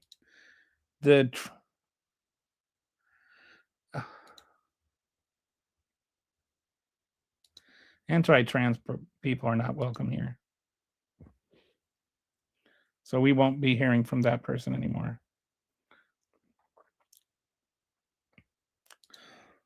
We've tried school security, but why does it even have to? Okay, why does it have to be one or the other? Why do we have to have more school shootings before we say, hey, let's keep the hands out of criminals? Why does it need to be that we can't do the thing that might work? Instead, we have to keep doing the thing that we know doesn't work. There is no infringement. How are you being infringed? What is the infringement? You keep saying things that indicate you're not listening. I'm responding to your arguments. You are not hearing the things I'm saying. What infringement? Please tell me what infringement. Tell me one thing that is an inconvenience to you if criminals don't have guns.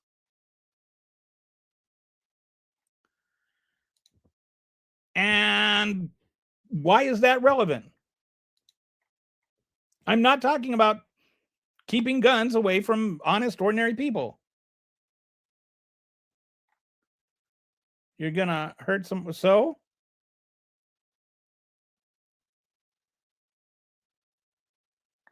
you're gonna. Okay, I'm sorry. You're gonna hurt somebody with a car before you hurt them with. I don't think that's actually true. Because what you're not factoring into that is usage rates. If everybody used guns as much and as often as they use cars, there would be a lot more people shot. We got an ooh here. I don't know what the ooh. I love oak. Okay. Have open carry laws, have conceal laws. The founding fathers didn't. I'm not talking about taking those away. I'm saying don't let criminals have guns.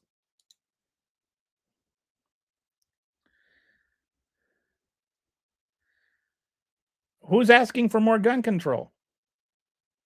Do you think criminals should have guns? Mentally deranged, more like, I don't know. It was saving lives, security. You're acting like this is like true and past tense. Like you don't think that there's still security guards in schools? I live in Texas, dude. The first guy they shot was the security guard.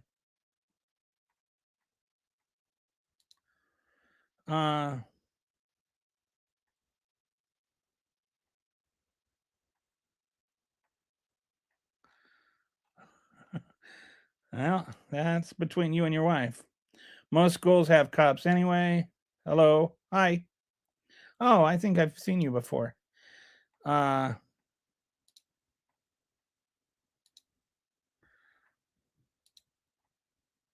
You saying I'm saying whether security works is irrelevant.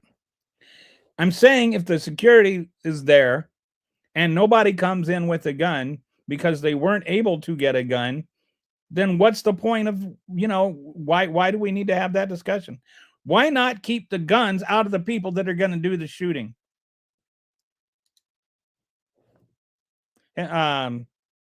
Depends on why it hurts.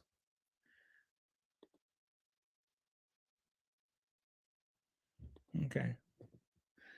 Yesterday, because I don't like really care what you're trying to like. If I had to Google and research every weird bit of MAGA disinformation, I would spend my whole life just chasing down nonsense. Who won the 2020 election? It's that you are not a credible person. You're not a credible enough person to even entertain with your like weird little Biden tried to steal your guns conspiracy. Okay. How about putting? I think we should. That's actually part of what I'm saying. You have barely anybody that buys a gun that's a criminal going to jail for it. So let's put them in jail for it. That's part of my whole solution here. Why is it that you think that keeping guns away from criminals and putting criminals in jail are mutually exclusive things? Do you think criminals in jail have guns? Yes, and yet they still get them.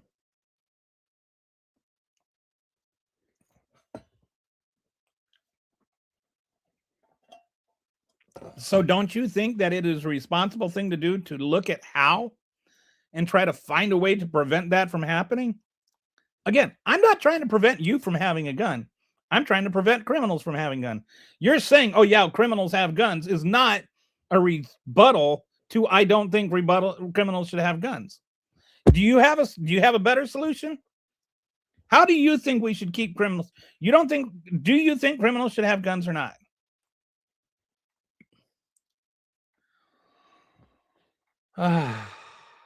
Okay.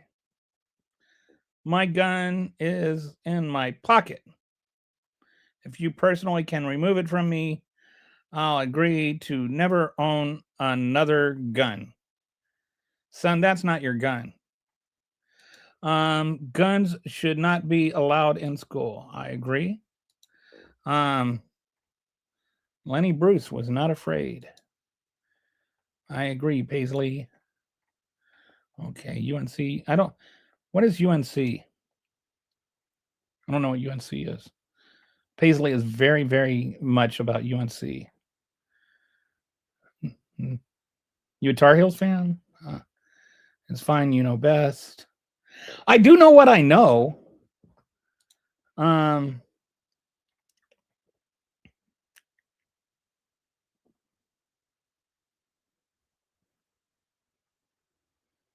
Yeah, but people, like how many, like imagine that you lived in whatever, Chicago. Everybody went out on 90 and 94 and just started shooting each other, started firing off their guns from 5 to 8 p.m. or 3 to 6 p.m. or whatever it is. And just like hundreds of thousand people just shooting guns. Do you think gun deaths might go up? Like the car usage is much more ubiquitous than gun usage. So saying there are more car deaths or as many car deaths as gun deaths is a false equivalence. Because of course you're gonna, I mean, you have millions and millions, like hundreds of millions of people driving cars every day for hours a day.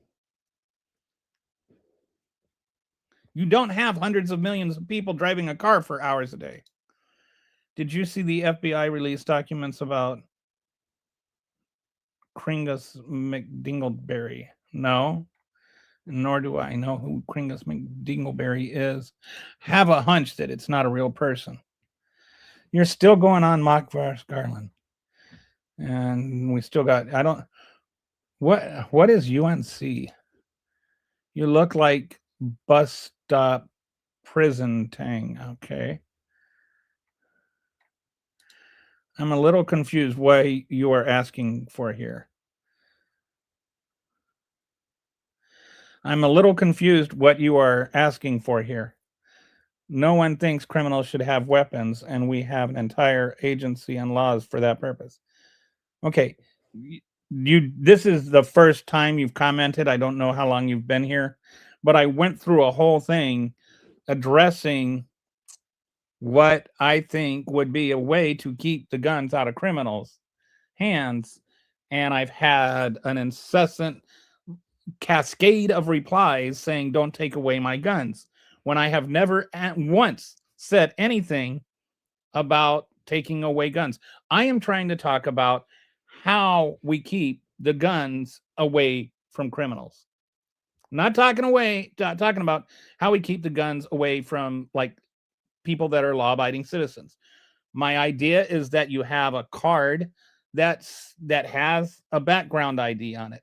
And if you buy a gun, you have to enter that ID. The person that sells it has to enter that ID to confirm that you've cleared a background check. And they have to do that before they sell you the gun. That way, we're shifting the onus of abiding by the law from the criminal to the law-abiding citizen. Once that ID clears, they can legally sell you the gun. Then you become the legal owner of that gun, so we can know who owns that gun. This is how we get rid of 93% of the guns that are purchased in crimes. So I'm trying to look at practical, realistic ways to keep the guns away from criminals without infringing on the rights of law-abiding citizens. The beauty of this is it actually makes it easier for law-abiding citizens to get a gun, because all they have to do is present their ID and they can get a gun within a couple of minutes. It actually reduces the amount of paperwork that they have to fill out.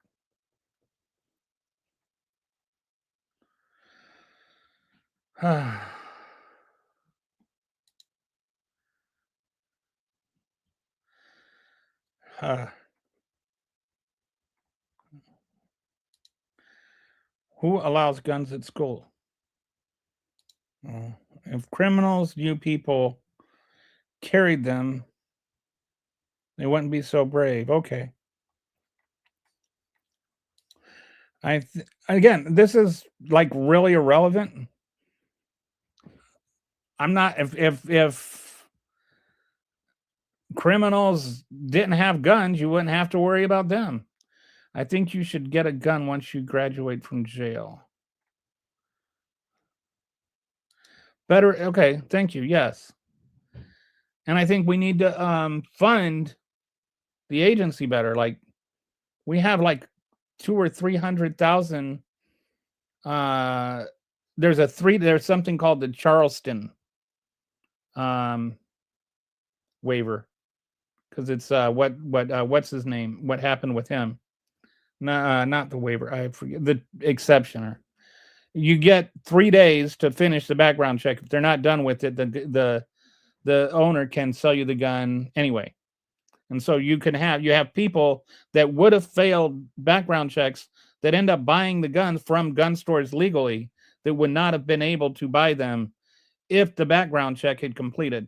And the reason background checks aren't being completed is because the agency is understaffed. So I'm saying, like, one thing we can do is staff the agency better so that we can process the background checks quicker, so that there are fewer illegal sales. And then like with my idea, where you have it one that's already cleared, then there's not like a backlog.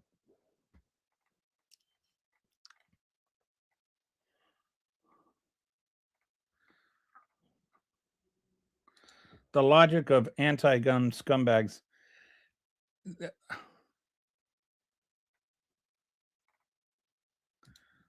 Mass shooting went away when assault rifles were banned. They came pretty close. They certainly went down. I think that there's some correlation there. I think there's also, every time there's a mass shooting, the gun industry uses that to tell people that the Democrats are going to come take away your guns. So there's always a mass surge in sales. And right after a mass shooting, a bunch of people go out and buy guns. And there are Americans own 46% of the privately owned guns in the world. Of those 46%, and that's, we're talking guns here. We're not talking people. 46% of guns, half of them are owned by just a few, like 3% of Americans. So 3% of Americans own 23% of the guns in the entire world. That's like 1/10 of 1% of the world's population owns 23% of the guns in the entire world. And we want to make it out that the real problem is that there aren't enough guns here. Even though we're all the first world nations, we have the biggest gun problem. We have the highest murder rate.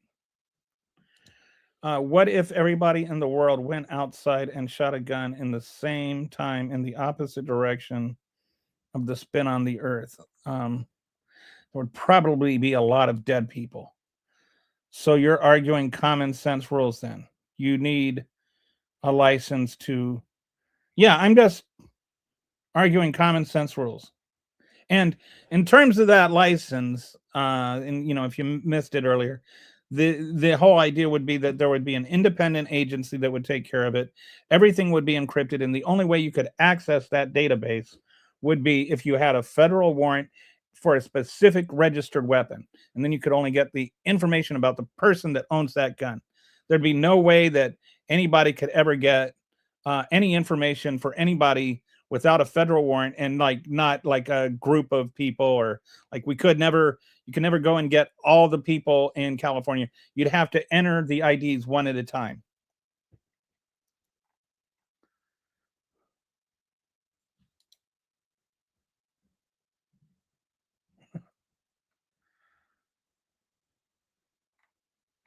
Right.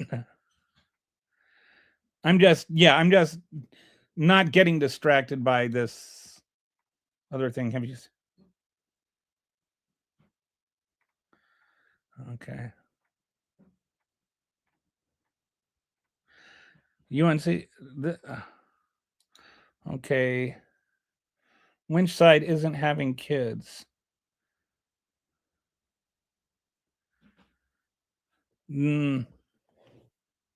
That's only because of immigration, actually.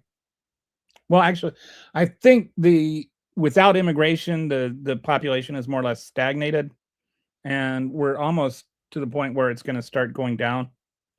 And I'm not talking about illegal immigration. I'm talking about legal immigration, or legal immigration, not illegal immigration. Is the only reason the population is climbing right now. You won't keep criminals from... Yeah.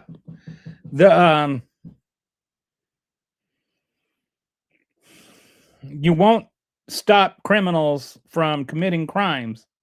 So why have laws?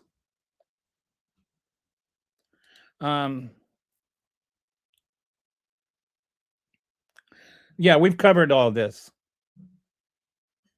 And there are, this is what's there. You do not, again, most guns that are used in crimes are not you don't need a background check for. You only have to clear the background check, depending on what state you live in. You only have to clear the background check if you're buying it from a federally approved gun store. Most states you can buy a gun secondhand. There's gift exceptions. There's also like people can sell them on the black market or buy them on the black market. So I would just, like, rather than me go through all that for like the fifth time, go back and watch like the first 30 minutes or even the 10 through 20 minutes. I cover all that.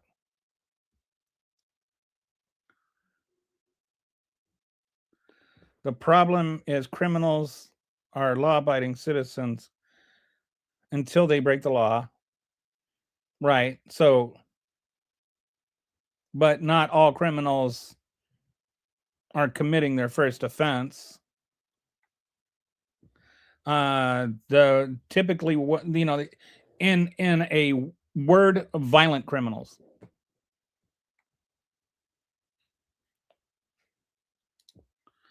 Well said. Well, has any, like, we currently have laws, like, I wouldn't change what the current laws are regarding background checks in terms of who is and isn't eligible.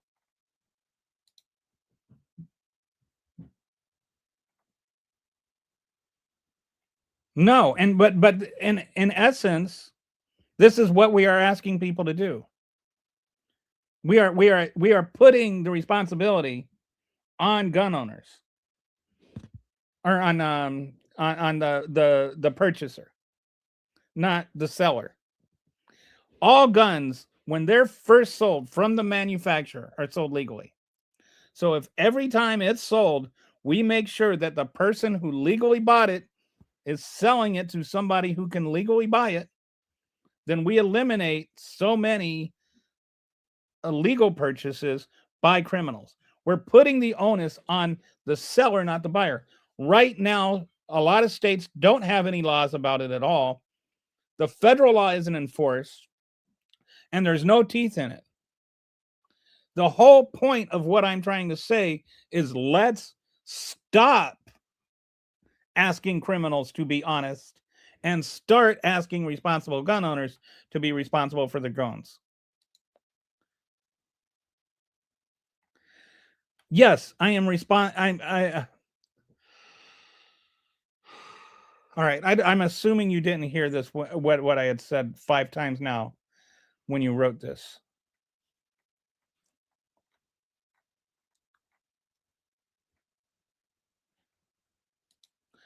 They should do background checks to see if people look cool enough while holding a firearm. Ted Cruz would fail. Stop blaming guns for the actions of criminals. I'm not blaming guns for the actions of criminals. I'm literally not doing that. I don't understand why that is an argument here.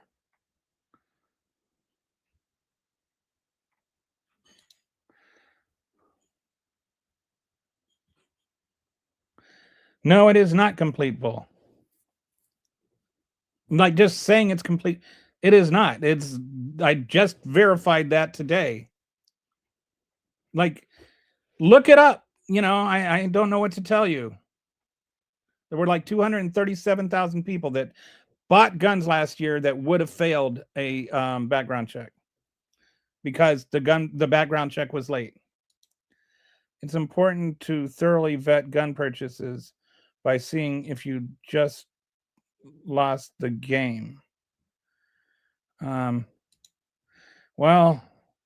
does that mean we're not going to be seeing UNC anymore? There is a backlog of ATF special forms, not standard purchases.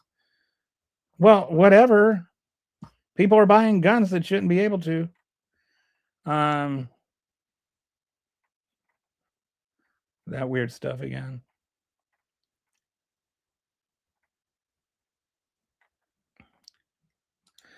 Do you think pineapple is an acceptable pizza topping?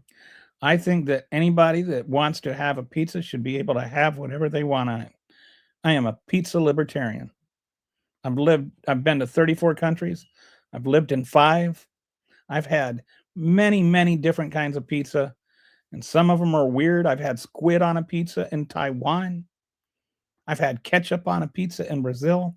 I've had much weirder things than pineapple on pizza. Okay, somebody using a tard word.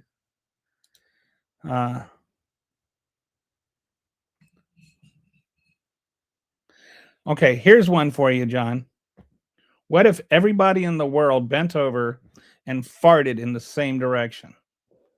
Would that reverse the rotation of the Earth? All right. I'm sorry, there are so many people here who want the trolls or the comments and not carry it seriously. I appreciate that you are trying to have an honest conversation, and I recognize that. Which is why I'm trying to, explain. I've gone through this several times. The problem is there. I'll just briefly summarize it. The problem is twofold. One, the laws we have are not being enforced. Very, very few people are prosecuted for things like the two main ways that criminals get guns are either they buy them or they steal them.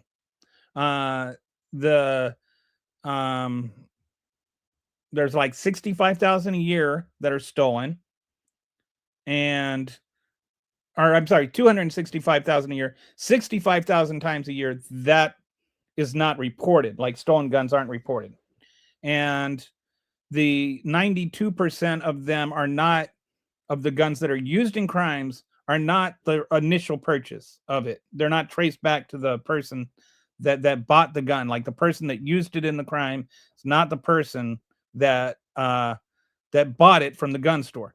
So that means only 8% of the guns that are used in crimes were used by the person that bought them at the gun store.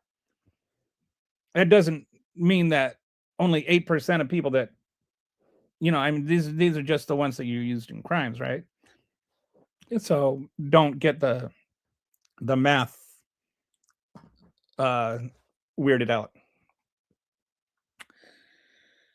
But how do we keep that? So all of those guns that were initially legally purchased from a gun store by a law-abiding citizen, how did they go from being in the hands of being a law-abiding citizen to being in the hands of the criminal? That's the thing we need to look at. There was a transaction somewhere. And certain percentage of the time they were stolen. I think 6 to 7% of the time they were found, usually at the scene of the crime. So like, in the Uvalde shooting, the guy used the security guard's gun to do some shootings, right? So like that was not a crime. Like that gun was initially legally purchased and found at the scene of the crime. But so like 7 plus 6%, that's 83. It's the 13%. So like you're talking about 80% of guns that are used at crimes were bought by someone that was not the initial purchaser. And they were purchased from somebody at a black market, through a friend, through a straw purchase. In some way, they bought it from somebody else who bought it legally, or they bought it from somebody who bought it from somebody who bought it legally. There's a chain of ownership from the person who bought it legally to the criminal. What I'm saying is we monitor that chain. Every time there's a transaction with that gun, we keep track of it. And we make sure that every single time that gun is sold, it is purchased by somebody who can purchase it legally.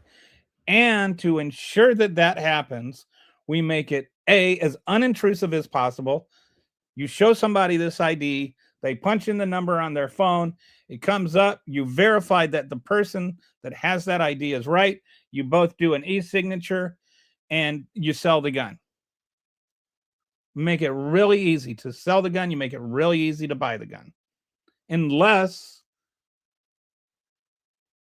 they're not qualified to buy it, in which case you tell them no. It's that simple. At some point, that chain breaks. That chain from legal gun owner to illegal gun owner breaks because you can't make that transaction, and you have to account for the gun you own. If you sold somebody a gun and you didn't have that transaction in it, you're still responsible for any crimes committed by that gun. So it puts the onus on the honest gun owner. They're making sure that they are not selling the gun to somebody that can't own it. You're making the law-abiding person responsible for abiding by the law. What we have right now is a system where somebody can just lie and still sell a gun. We have like plausible deniability. You can't knowingly sell somebody a gun that you know can't buy a gun, but you have no obligation to check and make sure they're telling the truth. You have no obligation to verify it. I think there are some states where there are some laws along those lines, but not along those lines. That's where most of your illegal transactions happen. And it's not just at gun shows, and it's not just people on Craigslist. It's a combination of all of those things. And if you want to, like, I'll show this again. I'll just drop this link in here. And it up at the top, it has how all of those transactions happen. So anyway, I hope that explains it. Okay, that doesn't really address anything. Saying common sense doesn't make it so. I know. Saying it's not common sense, just denying it's common sense doesn't mean it's not common sense. I have a logic that I laid out. Address the logic. He said he is strong.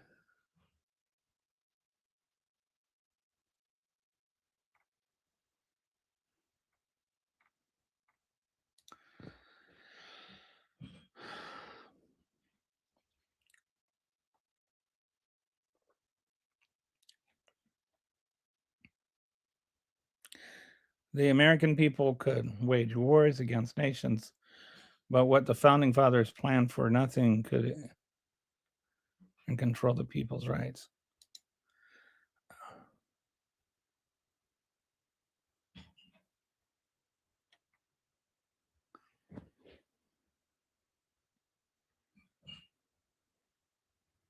I want to make sure no matter what people say, the American people could wage whole wars against nations. But that's what the founding fathers planned for. So nothing could enslave, I think he means enslave, or control the people's rights.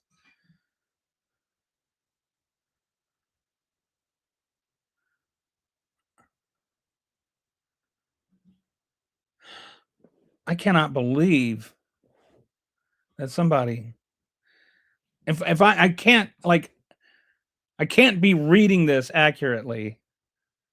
I'm going to assume that you're not trying to say that the founding fathers wanted to make sure that people couldn't be enslaved. Because I'm pretty sure that's wrong. And if you think about it, you probably see where.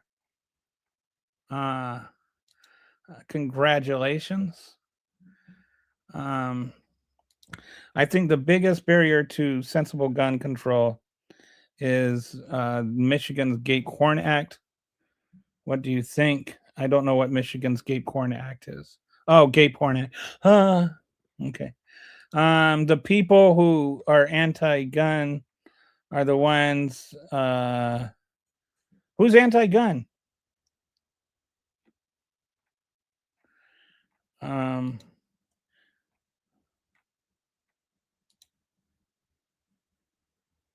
Yes, they are. Nobody's saying make them illegal. Somebody's saying, I'm saying, put teeth in it so that when people sell things on the black or sell guns on the black market, they go to jail for it.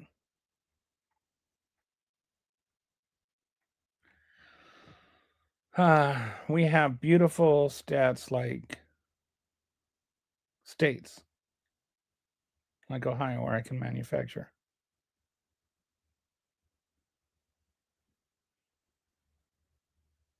Oh, I think there's a side discussion on like pot laws or something.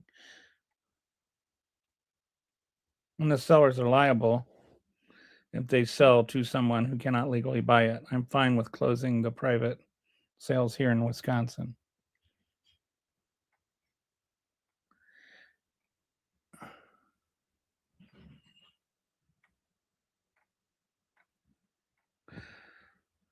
I think we need, I think it needs to be federal. We need to just have a federal law because it's, too easy to drive. Like people have cars.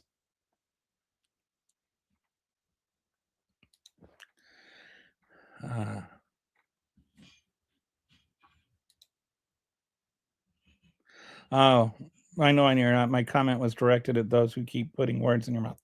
Okay, thanks.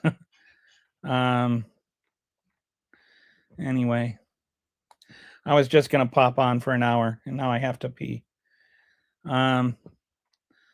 Anyway, I showed up. I gave you my solution. You're welcome to think of it what you will, but I have a feeling that too few are even going to think of it at all. Think of it at all. But I do like I think just doesn't hurt any gun owners, and it prevents some gun criminals from owning guns. I don't understand why that is controversial to anybody. But there we go. I hope you have a wonderful evening. It is 7:00. Oh my goodness. All right. Have an exceptional evening, y'all. Thanks for watching.